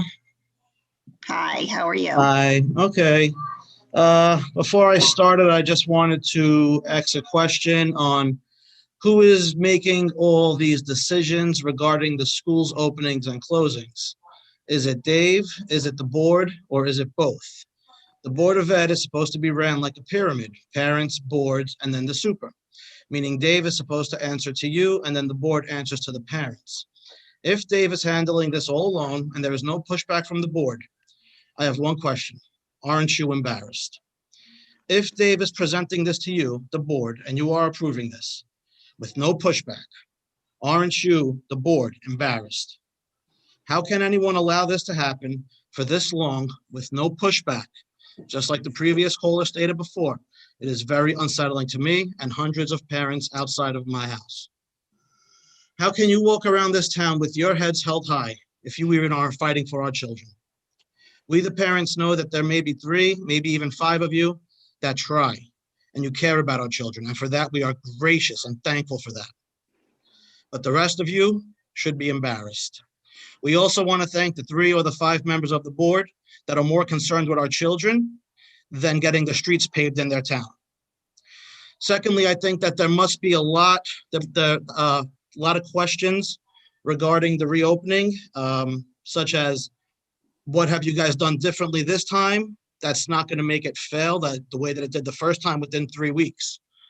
Like a lot of the callers stated, there's a lot of concern here. And I think issues need to be addressed. I think that what you guys do is you guys dance around a lot of the questions. As you can see here tonight, it's been done again. And if you can hear from these parents how hurt they are to see their kids suffering, and you guys are able to put your head down on a pillow at night. It's unsettling. And there just doesn't seem to be a plan in place. You haven't changed anything from the first time. Guidelines have changed from the CDC, but you guys haven't. You haven't changed. So what's going to happen with this plan that's going to prevent it from failing like the first time? And the answer to that is nothing, because you guys don't have a plan. Thank you for your time. Have a good night. Thank you. Next up is, it's a phone number 6315. I'm going to allow you to speak, *6. You can unmute yourself and just please identify yourself. 6315. Hi, hello. My name is Jennifer O'Halloran. Hi, how are you? Hi. I just want to know, my son, he's in first grade and he's been struggling, and I have spoke to the principal, and the principal has informed me to, work with the guidance counselor. So now my question is since we have 11 guidance counselors in the district in the elementary schools, are they able to help with the kids? Are they represented on the reopening task force? Like what do they do? Because I having to reach out to the guidance counselor because my son is hysterical crying every morning. He don't want to go on the computer.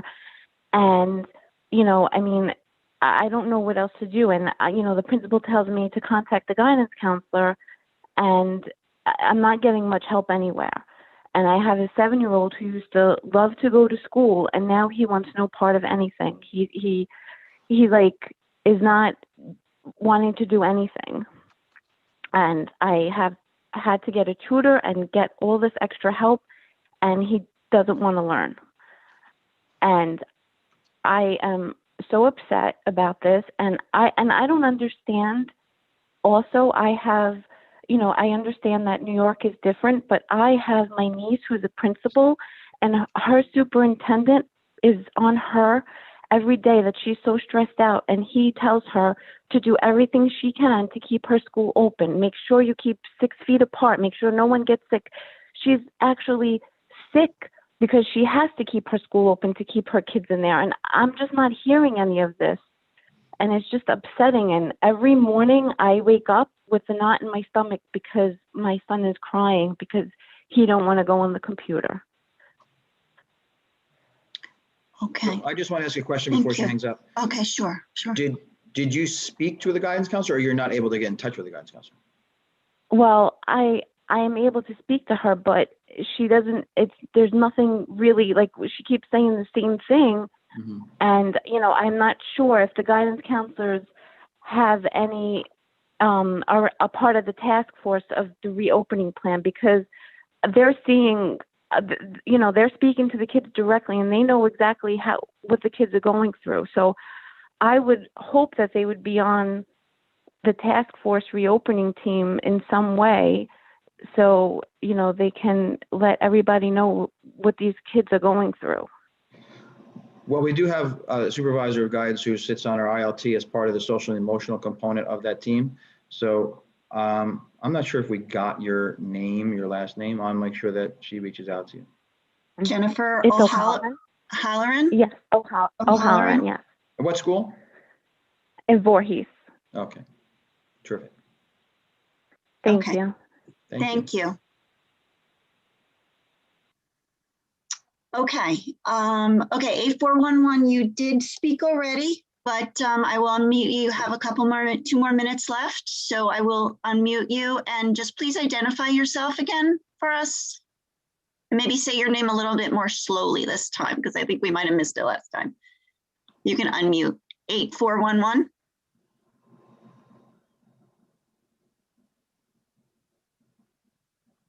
No? Oh, there you go. Can you hear me now? Hi, yeah, just say your name for us again, please. Sure. The name's Joe Beggendorf, and I actually referred you all that email that I sent 2 weeks ago. So if you didn't get that, please let me know. Okay. All right. I think we couldn't really hear your name before. That's okay. I just had 2 things. First, 2 callers ago or 3 callers ago, I mean, that was absolutely heartbreaking to hear that about her child wanting to kill themselves over not going to school. I mean, I'm sure you've heard stories across the country of kids committing suicide over the situation. Hopefully that's not the case in Old Bridge yet, and God forbid that situation actually does happen. That is all going to be on everybody on this board, and Mr. Cittadino, that blood is going to be on your hands, and that's a shame. And I hope to God that that situation does not happen. It makes my heart break to hear that, and having a son that's in the school, I hope he never has to go through that. My question is to Mr. Cittadino. You had mentioned earlier on this call that when somebody asked about barriers, you said that it's pretty much impossible for us to do barriers because of a fire hazard and a couple of other reasons. But one of the very first calls that we had at the start of the school year, somebody had asked about putting plexiglass up, and you had mentioned that there were barriers in the schools, and it was actually in the welcome videos. So my question is, which one is it? Are there barriers in the schools, or are there not barriers in the schools? Or did I misinterpret what you originally said a few months ago? Clearly misinterpreted. The question was, were barriers in place? And I stated that barriers are in place where they need to be in place. If you could provide 6 foot of distance, you don't need a barrier.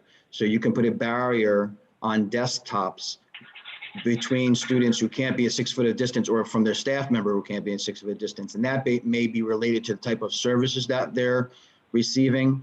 But what that caller asked for was that so that we could exceed the 6 foot restriction, to put a barrier between every student in every classroom, which is a totally different thing than putting a plexiglass on top of a desk between a student and a teacher, or a student and another student in a setting where you can't keep 6 foot of distance between them, depending on the services that they're receiving. Okay, so if I misunderstood, I understand that, but how come other districts are able to do this exact thing where they have plexiglass in between a desk and multiple desks in the same classroom? I don't know. I don't have evidence of that. Okay.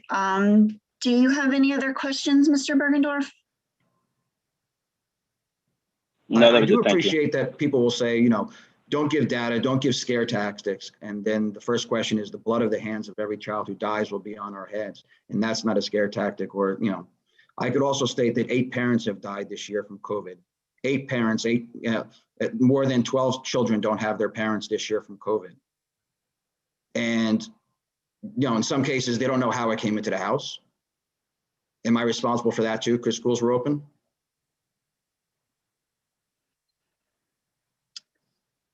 Okay, so next up we have 8805. I'm going to unmute you, and if you can please identify yourself. Press *6 to unmute.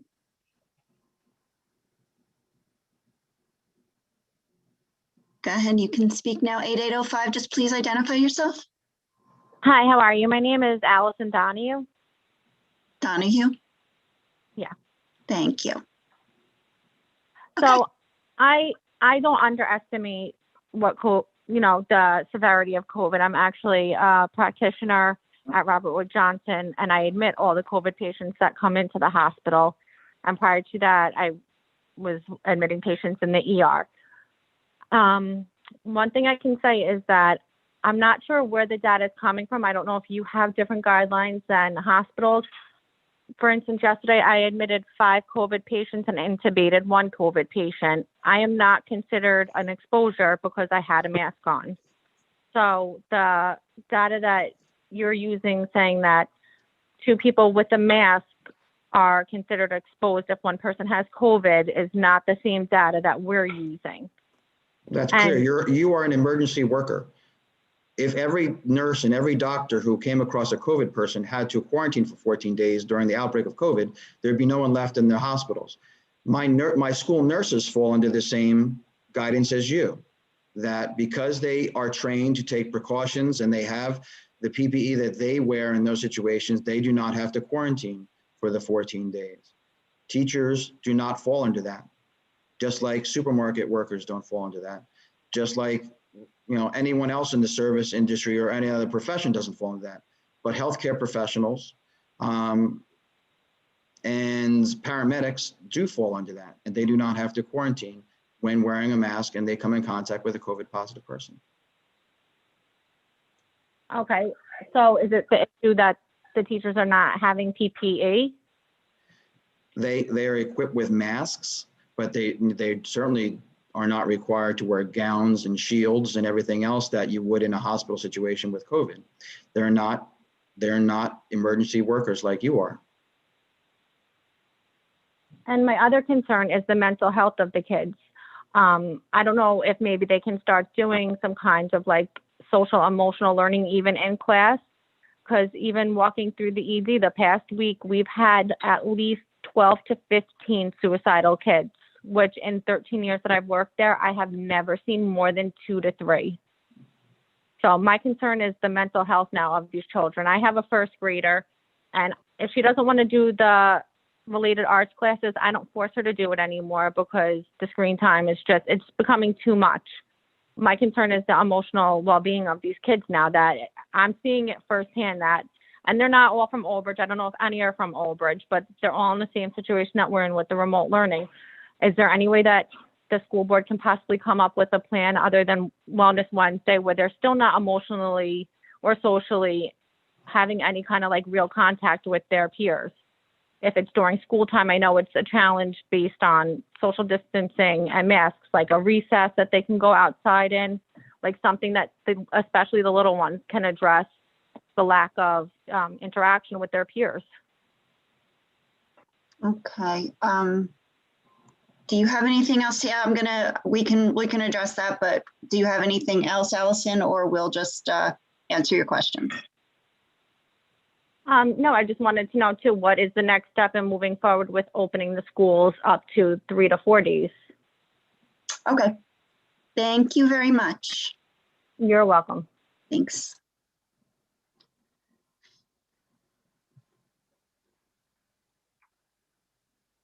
All right. I'll just add that there's been professional development and work with the principals and the teachers and related to some of the social emotional expectations we've seen in the classrooms. The guidance counselors and so forth are well aware of that. And we have measures in place to deal with that as students to come back and students to be assessed. The component of what's the plan going in place, I think I've addressed that a few times. If you look at our plan, it talks about moving to 5 days a week, but those would have to be indicative of changes within CDC regulations and guidance as well. Thank you, Mr. Cittadino. Mary Primiano. You can unmute yourself. Oh, where'd you go? Nope, you left me. Okay, next up is Jay Slade. You can unmute yourself. Yes, I'm here. Hi. Okay. And just I state your just have name, just even though I said your name, you can just say your no name. problem. It's Jay Slade. Okay. Just a quick recommendation, maybe it's a question. I know the board, Mr. Cittadino, are very quick to compare Old Bridge to maybe a region that's not doing it well, or are quick to find a statistic that we might be doing something better in, which doesn't seem that way. A question to the board, a question to the superintendent. Why don't we just mock or copy? I know through school you're not supposed to copy on the guy next to you, but why don't we mock and copy the success of another district?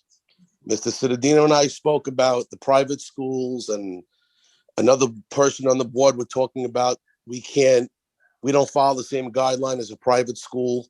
If they're getting it right, if another district is getting it right, if another state is getting it right, is there any shame in mocking and copying the procedures that they're doing? I mean, I don't know all the details, and I might make it sound simpler than it is, but there's got to be a way to mimic and copy what a successful region is doing. If it's the private school sector who does not have to answer to a higher authority, and they're getting it right with less casualties or instances, follow their guidelines, follow what they're doing. We spoke about 3 feet as opposed to 6 feet. They're not covering themselves. We need to copy who is successful, plain and simple. The excuses are running out. No one's saying you guys don't have passion. You hear the passion around the calls. You have to get it right because it's, I mean, parents are losing it, man. So we have to get it right, and you have to mock and copy who are doing it. I'm not going to repeat myself. Find who's getting it right and do it. Plain and simple. That's all I have. And I'm sorry, and I'd like a response. I don't want my words being just any more questions. I need that to be responded to. Thank you, Mr. Slade. I will weigh in that I had a nice conversation, Mr. Slade. I hope he took away some things from it that were eye-opening and positive. But the question about mocking, or I think imitating or using some of the ideas or concepts being used in other districts, we do that as well. There is a weekly meeting with all of the superintendents via Zoom, in which we talk about what's going well in one district, what's not going well in another district. And some of the initiatives that we've had have been imitated in other districts, and some that we have shared and used in our district. Again, there's everybody has a lot of suggestions. Someone sent me pictures from a private school saying, look at how they have the distance and everything. Well, any carpenter will tell you that the floor tiles in a school are 12 inches. And I get sent a picture from a private school. The kids are socially distant because they have red duct tape on the floor, but the red duct tape is three floor tiles apart. That's not 6 feet. So even if the desks are even moved from that, the maximum was 5 feet. And then in another classroom it was 4. So if you're just going to move it just to put equal amount of space between every student to have as many students in the classroom as you can, you're not following the parameters of the CDC, which we have to follow, in the Department of Health, which we have to follow, which comes out through the Road Back program, Road Back plan that the Department of Health gives us. The Department of Education. So the Department of Health and the CDC are part of the Road Back plan that is dictated to us by the Department of Education, which private schools don't have to do.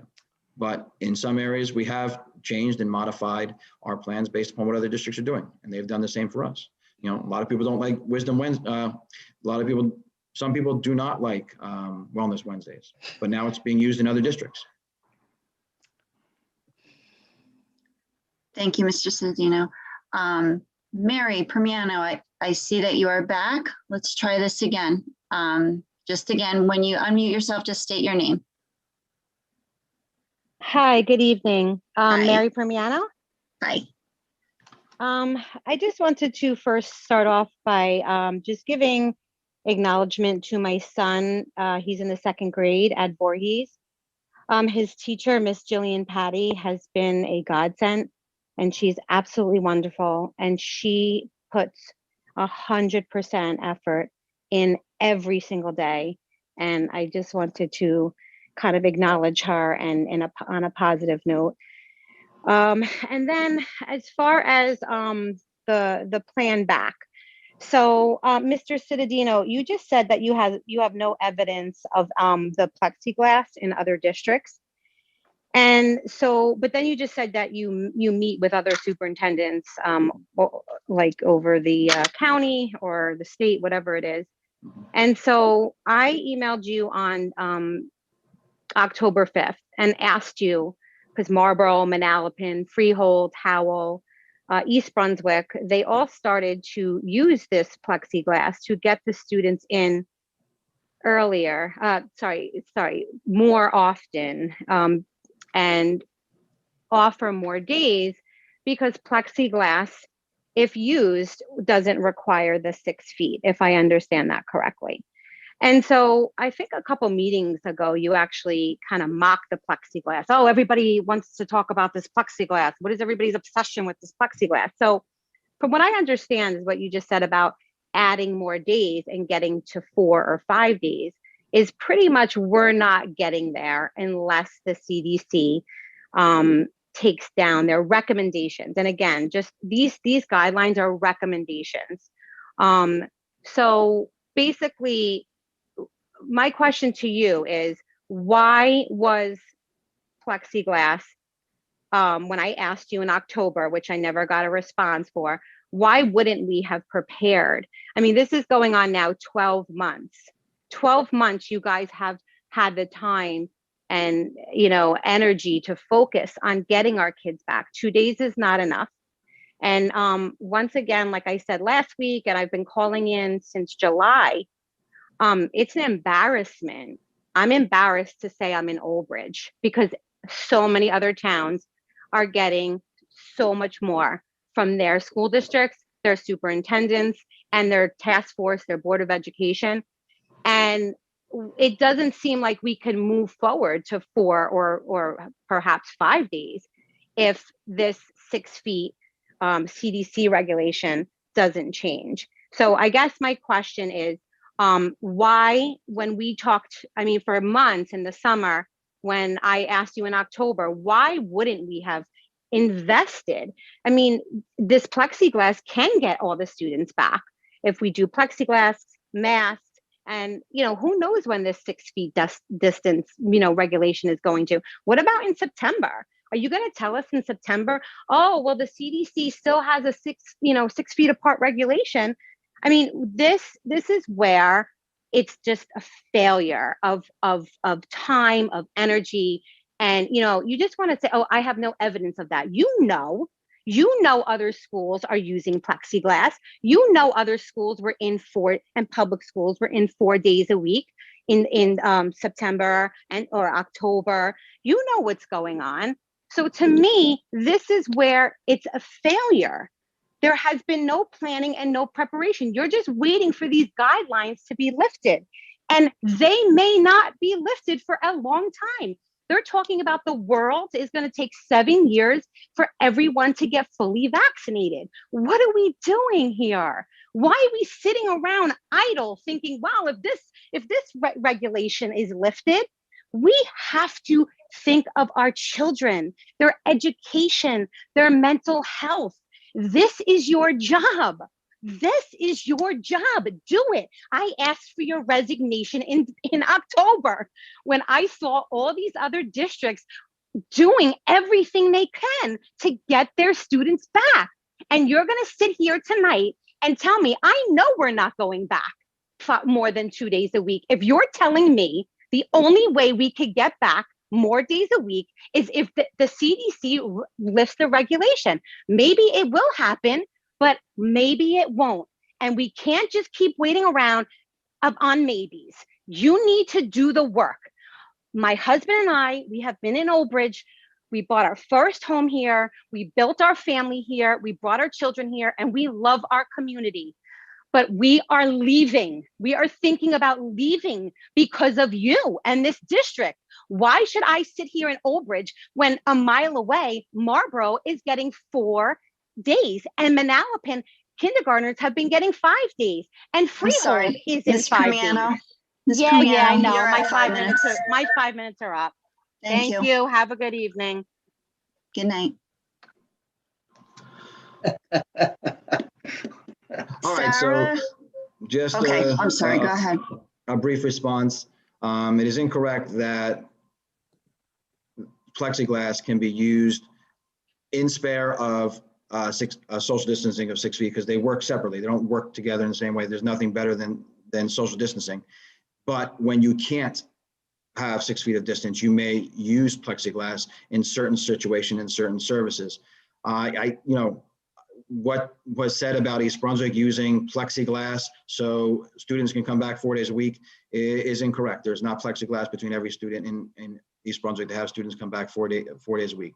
Again, I don't know what is going on in Marlboro and Manalapan. I don't meet with the people from Marlboro and Manalapan, but there's not one school district in Middlesex County, public school district, that has plexiglass between every student to offset the 6 foot distance. There is plexiglass used in certain classrooms, providing certain services where it's impractical to use a 6 foot social distance, depending on the service that we're provided. I'll say it 10 times, I'll say it 20 times. That's the facts. You can try to twist it into anything you want to twist it into, but there is no practical measure to put between 7,900 students, plexiglass between every one of them in a district of our size. Thank you, Mr. Citadino. Sarah Dine, you can unmute yourself and just identify yourself again, because sometimes it's not the same name that's listed. Okay, you can speak. Okay, so I'm just calling in. A lot of my questions and comments were addressed, but I do have a daughter who's in second grade in Walter Schirra, and so far she's been lucky to have a great teacher, Miss Carvel. She's been extremely patient with her and most of the kids. She knows she has two of her own kids, so I guess she knows what it's like. But there are other teachers that actually are reprimanding other kids for not staying on the computer the whole time. And I feel like that's adding more frustration to the kids already. And they should understand. And they're not just saying, sit, you have to sit. They're saying like, why are you not sitting down? You need to pay attention. I just don't understand how that's helping the children. My daughter had her grades posted for the second marking period. And again, she's getting default grades. She has been going to an after school or out of school program, Kumon. She's in a very she's in a higher grade, let's say for math and reading. But when she gets these default grades, because the teachers cannot, they can't assess their skills, their writing skills, their handwriting skills, because they're not in class. How is that helping the teachers? I'm sorry, the teachers and the parents and the students. The students are getting no motivation because they're getting just an A or satisfactory for their grades. She takes so much pride because she's doing so well in Kumon, but she tells me, Mommy, I'm not going to school because this is not a real school. And here I am watching her struggle because she loves school. She doesn't even want to be on the computer. She's having behavioral issues.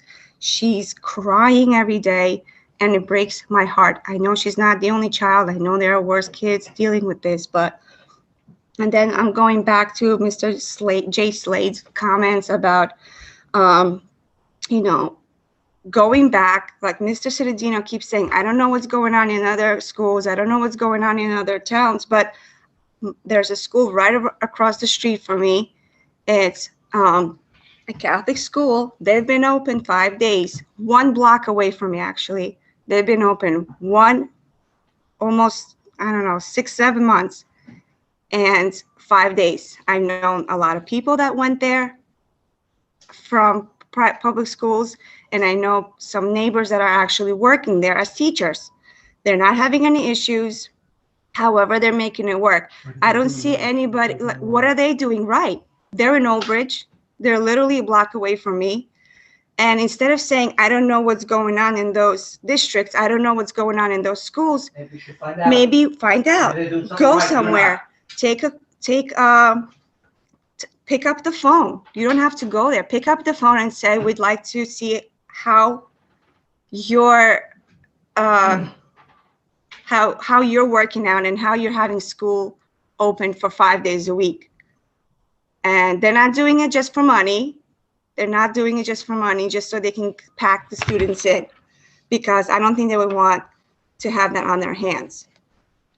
So that's something that you guys need to, you've had almost a year to do this, and there's still going back 2 days, and not only full day, but going back 9 to 12 what is that? That's a joke. Kids go to school, by the time they settle, by the time they even have 1 session or 2 sessions of class, school's over. It's not only hard for kids, but parents can't go full time to work. It's unbelievable. This is Sarah's husband. I just want to say one thing, because I heard, I don't know what his name is. I think he's the superintendent. He said he doesn't know what's going on in other districts or other towns. Well, maybe you should find out, because We're not in this alone. We can all learn from each other. And by saying you don't know what's going on here, you don't know what's going on there, you're kind of shooting yourself in the foot. It's kind of your job to do that. Thank you. Okay, thank you.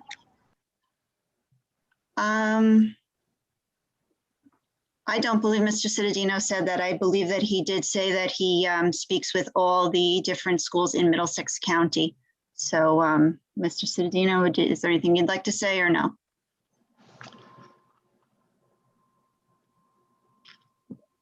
I have no evidence as to what other districts, if you come in and say, well, this district over there and that one over there. I don't know what they're doing. I don't even know they're 5 days a week, according to what you're saying. Again, I deal with the Middlesex County Board of Health, and I deal with our regulations here with my county superintendent. What they allow them to do in Monmouth County or the Monmouth County may be different. I don't know. I could have the county superintendent look into it. I could look into it, but what we have to deal with here in Middlesex County is the county superintendent and the regulations that they give us with the County Board of Health. I can tell you that we are following the CDC guidelines. Our desks are 6 feet apart. They are measured, and we put our students in there according to that measurement, according to those regulations. If they have larger size classrooms that's another parameter that I talked about. If they have larger size classrooms that allow them to have more people, that could be another venue. But I have no information of any district putting plexiglass, as you're indicating, as you're suggesting, between every student and every school. Even the ones that I talked about were parochial schools in this neighborhood. They did not have plexiglass in every school, and the ones pictures that I saw were not 6 feet apart. Okay. All right. Okay, so we do have one other hand, but Mel, you've already spoken, I believe, for 5 full minutes, which is what the allotted time is, Mr. Porton, correct? Yes. Yeah, so seeing no other hands raised, I am going to close the hearing of the residents for now. So thank you very much. And we are going to move on to, let me see if I can get that up.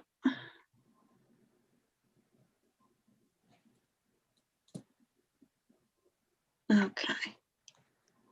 Okay. Any old business? Yes. As was authorized at the last meeting, I went on a tour with Mrs. DeCaro, Teresa Burns, and Matt Sulikowski, and we visited about 2 weeks after the meeting, given the weather conditions and advertising for the meetings. We focused primarily on the elementary schools, since those children seem to be having the most difficulty with the remote learning. And I deliberately picked the oldest schools with the smallest classes, along with looking at some schools that had some bigger classrooms. Right now, in looking at those classrooms and talking to some of the principals, there are probably, again, I think you've got 45% roughly of the kids who at the elementary school who've opted. That's between the two different variables, of 48 and a 43% for the 3 to 5 year olds, 5th graders rather. We looked at the classrooms, and in my opinion, I'm not speaking for the committee, I'm only speaking as one person who was on the visitation tour. It appears that we can fit 12, 14 kids in there, maybe as much as 75% of 20 kids, 15 kids. Now, of course, right now, the demand is only for an average class of 20 for 9 kids. And right now, those 9 or 10 or 11 kids are split between 2 days on Monday, Tuesday, 2 days on Thursday, Friday, as opposed to all of them being in for 4 days, 9 kids or 10 kids on 4 days a week. That certainly would be a big improvement from what we have. As far as plexiglass goes, it's my understanding that the CDC and Mr. Parton can clarify for me if I misspeak. Um, They are guidelines. Is that correct, Chris? They are not law? The CDC informs the Department of Health and Department of Ed, but yes, these are not statutes. We are looking at guideline documents from February 11th from the CDC and January 19th from the Department of Health. And they have adjusted wiggle room in there when the 6 feet is the goal they want you to strive for. But when not possible, they required masks. And then when still not possible, they require barriers of some kind. I believe that's the CDC regulation, not regulation, but recommendations. So right now at this point in the short term, it seems that the kids who are currently going on the 2 days a week plan could be combined into at least 4 days a week. And at that point, that certainly would help those kids. And if the other parents want to come in, I think that's a problem that we'd have to address when we get there. But right now, I did observe that there were plexiglass in special situations, but in the general education classes, there was none that I saw on any of those desks indicating that, that was an option for those classes. And our class sizes currently are averaging 20 students per class. We do have bigger classes of 24 or so, which should be a little more difficult to handle. But those are just things that have to be worked on. That's one man's opinion.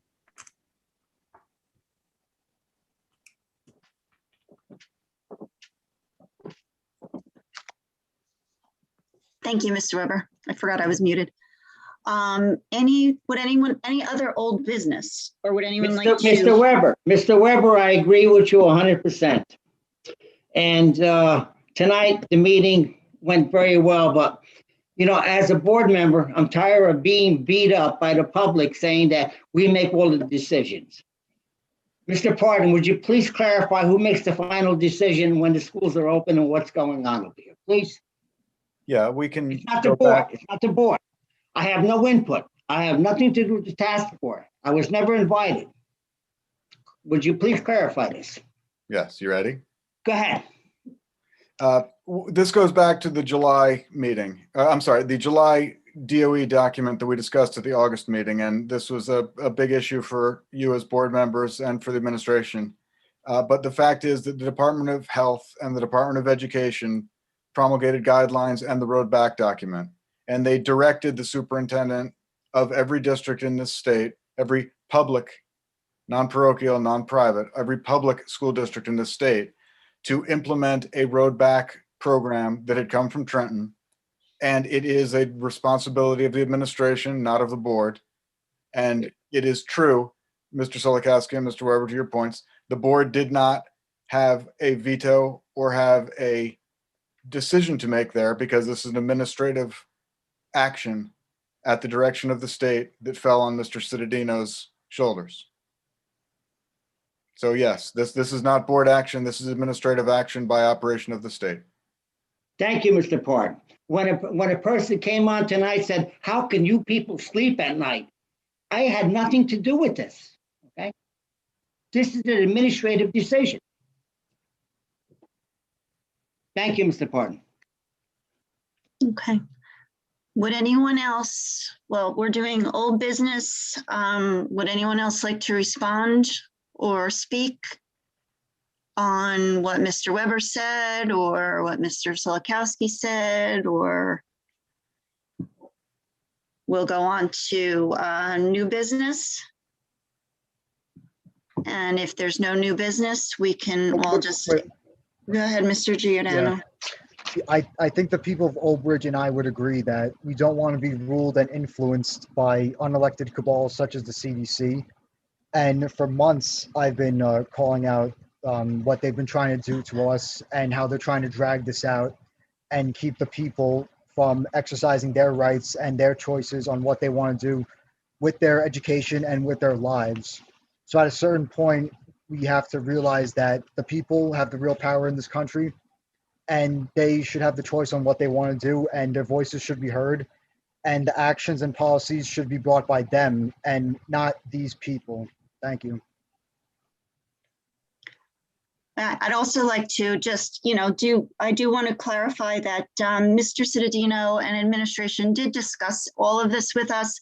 Every board member was given updates on what the task force did discuss, and he did also do a straw poll of the board. So the board did have input, and I know for a fact, I remember one at the board meeting that when this was brought up, Mr. Cittadino did say that he would take the board's recommendation under advisement when this happened. So, the board was definitely, there was a straw poll on all of this. And I disagreed with it. Thank you. Ms. Salas Foster? Yes, hi, Unmute. thanks. Mhm. Okay, thanks. Just a few things on this. There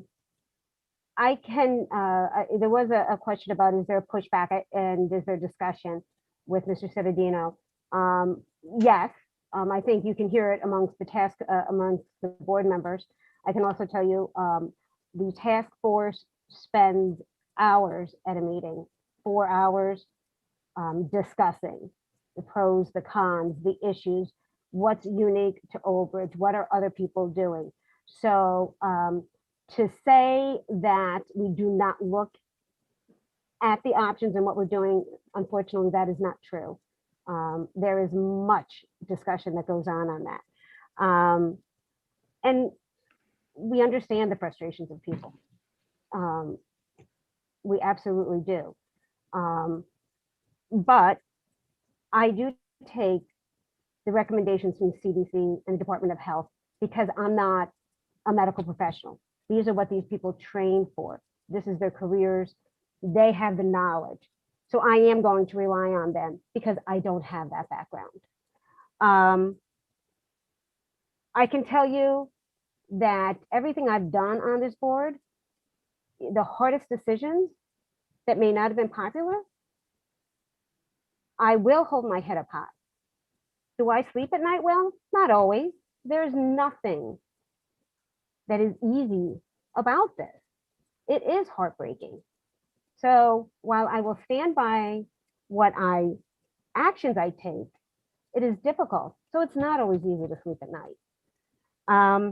The one thing I want to bring up that is unique to us, because when we look at these situations, we do need to look at the uniqueness.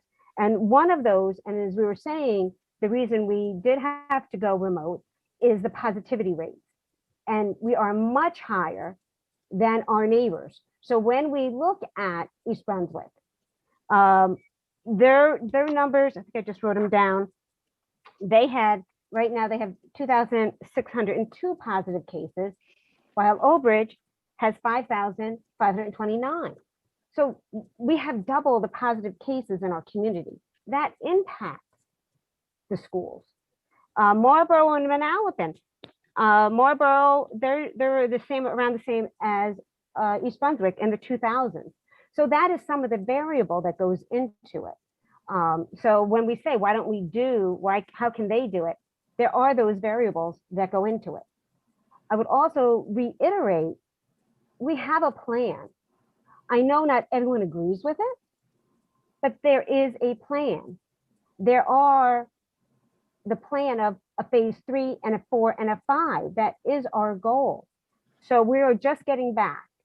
This week we're having our self-contained classes. Next week, the K through 2, and then in 2 more weeks, everyone.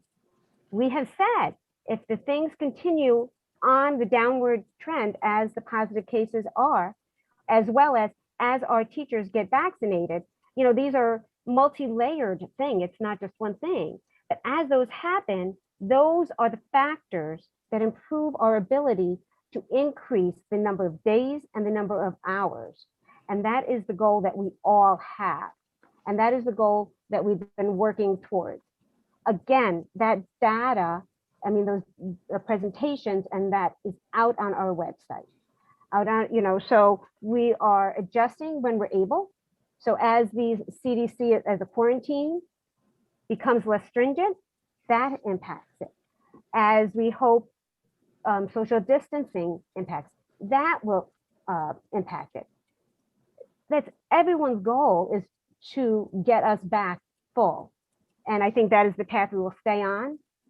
Again, I know It is not easy. We have our Wellness Wednesdays. I know there's many programs out there that people are taking advantage of. And, you know, I'm committed to staying on that path. I am proud of the work I've done on this and everything I've done to this community. So I think we will continue on that path. And I thank everybody who has helped us, the teachers, our paras, the people delivering the lunches, our guidance counselors and school counselors who are really, I think, doing yeoman's work, our administration, everyone that is working together. This is not an ideal situation, but I am proud of the people of this district that we will continue on that path. So, and I, you know what, I would just like to again thank Danny Rita, who I think is an inspiration of somebody who is keeping us optimistic as we go through this. So I appreciate that. Thank you. Thank you, Ms. Ellis Foster. Very well said. Thank you. Would anyone else like to comment? Ms. Callie and then Mrs. Burns. Had so many speakers today. I apologize. I don't remember who it was who spoke and thought that it was Mrs. Burns who was referring to 16 to 18-year-olds. That was actually me. And I apologize if what I said wasn't clear, because sometimes even board members get nervous when they're speaking. So I'm going to try it again. What I meant to say was, I know and I've seen and I have heard from parents of 16 to 18-year-olds that while they, and that would be our older students, but while they are eligible for one of the vaccines, I think it's the Moderna vaccine, they are having difficulty procuring appointments, as are many people who are looking to get vaccinated. I didn't mean to say that they're not eligible. The rest of our students, the vast majority, are under the age of 16 and they are not eligible for any vaccine because the FDA has not approved a vaccine for those people. So I apologize if what I said didn't come out the way I wanted it to. And I am echoing, I'm not going to be redundant, but echoing a lot of what Mrs. Ellis Foster said. You know, we are trying. The one thing that I do want to say that she did not touch upon is I have read some articles by mental health professionals that while remote learning is difficult, and to those parents, I mean, you know, it's heartbreaking to hear what some of these parents and these children are going through. And I just hope that to the parents that are saying their kids, you know, are saying these things, you know, like, I don't even want to repeat some of the things, but that you are reaching out to, you know, your guidance counselors or to other mental health professionals. And I'm sure that our guidance counselors are there to help. And if for some reason you have difficulty getting in touch with them, then please get in touch with administration because we don't want to see any child get to the breaking point. But back to what I was saying, I have, in addition to mental health professionals agreeing with it being difficult for children, particularly young children, to have remote learning, they said that it would be more detrimental to open up the schools full blown and then have to close again. The back and forth would be very detrimental, more detrimental, in addition to what they're already going through. So taking it a little slowly and using the plan that we've had in place for months is something that I agree with. That's all. Thank you. Thank you, Mrs. Callie. Would any other board member, oh, Mrs. Burns, did you? Yep, go ahead. Thanks. So I'm going to, I don't know if I want to use the word address, but some things stood out to me while the public was talking. The first thing is for Mr. Parton, are we allowed to go call other schools to see what they're doing, to look at best practices? The administration Are we allowed can, to? the administration can articulate with other school districts. The board members certainly cannot do that, but I think Mr. Cittadino said that he has a weekly superintendent's roundtable where they discuss best practices and successful ideas. And yes, that's certainly part of it, that's process.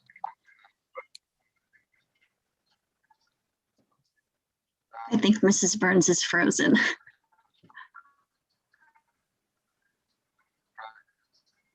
Yeah, I think you're frozen, Teresa.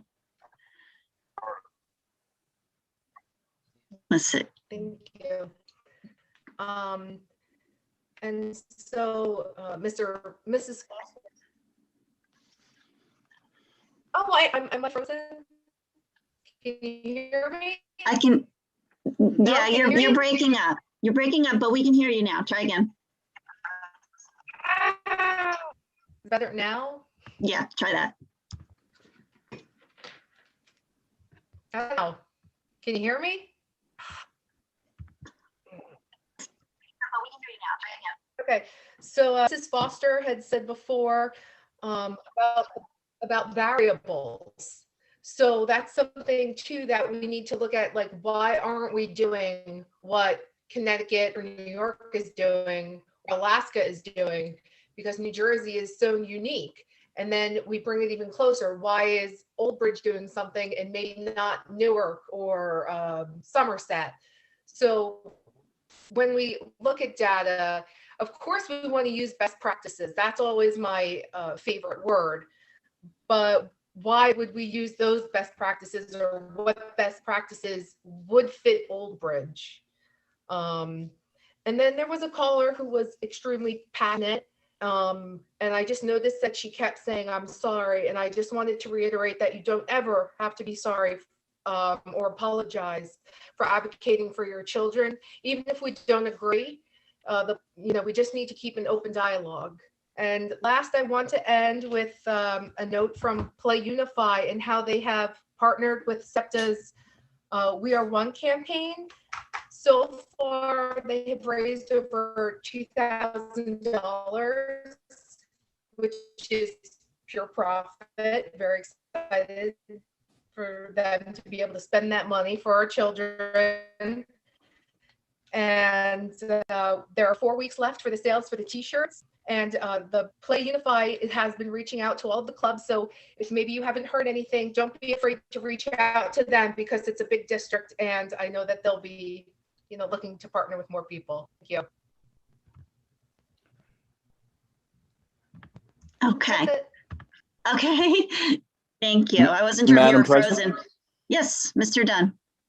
Yeah, I just want to give a couple of points. I think that we have to move beyond the past and we have to move forward. And, we have debated as a board numerous times about what we should do and what we should recommend, et cetera, et cetera. And I can remember when we had the straw poll that's been referenced here a few times this evening by other board members, the straw poll was 5-4.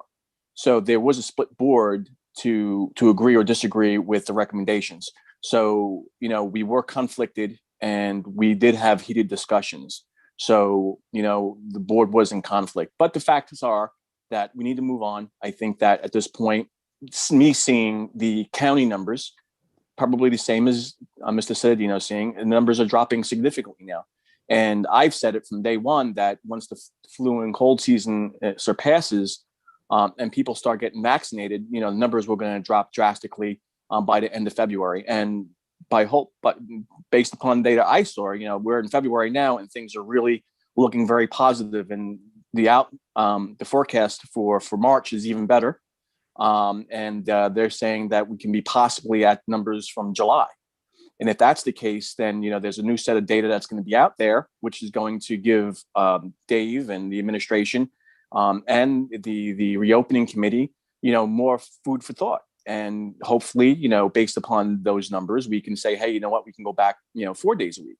And me being the fire chief here in Old Bridge, I see the numbers and I can tell you they're definitely going downward. And if they keep on going that direction, I think that, the decisions can be made, provided that we get our staffs vaccinated. I know that, Mr. Cittadino has pushed for that. I think that there's going to be a resolution on tonight's agenda that the board is going to solicit or make it known to the governor that, vaccinations for teachers must be given. And if we can look to the future, I think that, if we can plan accordingly, and I'm sure Dave is doing it along with the reopening committee, that, we could possibly be back in 4 days in a short time. But I just wanted to remind everyone that the board was conflicted. We did have a straw poll, and it was 5-4 to support the findings of the administration and the reopening. And hopefully that we can look past, what transpired months ago and look forward to getting the schools reopened to a position where, we can get as much instructional time for our students as possible. Thank you. Thank you, Mr. Dunn. Would anyone else like to speak before we move to adjourn? Mr. Parton, we don't have an executive session, do we, tonight? No, we do not. Okay, good. Okay. Mr. Dunn, very well spoken. Thank you for your input. I'm on the Okay. same page with you. Thank you, Mr. Solikowski. All right. So at this point, I would just like to say, again, just to gently reiterate some of the things that were said. We have all been working very hard. We really do understand. Yes, we are parents, and we really do understand the frustrations of all of the parents. We all have children, and, my children are older. So no, I don't have children that are going through what the parents are going through now. And it does break my heart. And I know how frustrating it is. And we are doing our best, but we're also trying to do our best while being responsible. I commend Mr. Cittadino and I commend the administration for doing the best that they can. Our reentry task force, as Ms. Ellis Foster mentioned, hours and hours in those meetings, going back and forth with a bunch of different stakeholders, hours and hours. So I do commend our administration and Mr. Cittadino in particular. This is a lot of weight on his shoulders, and he is truly doing the best that he can. And I know that, and hopefully the rest of this board knows that. There is nobody wants to open the schools more, I don't think, than Mr. Cittadino. But I think on the good news we have to think is that we started opening today. I think we need to embrace that. We started opening today. Next week, we're going to have more students in. March 1st, all of the students are going to be back. Okay, I know it's only 2 days a week, and I know that's extremely frustrating for everyone. But as soon as the new guidelines come in, and yes, we have to follow these guidelines.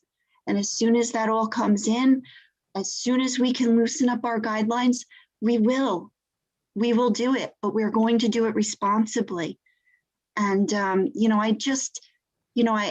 I really feel for the parents that called in. I know, some of you might not believe that, but we do feel for everyone out there. So I will not belabor that point. And I will just, I think at this point, I think everybody has spoken that wanted to speak. So seeing as we don't have any executive session, I guess I will at this point ask for a motion to adjourn the meeting. I'll move it. Done with second. Okay. Any discussion? Okay. All in favor? Aye. Aye. Opposed? Good night, everyone. At 10:15, the meeting is adjourned. Good night. Thank you. Good night. Good night, everyone. Stay safe. Stay safe.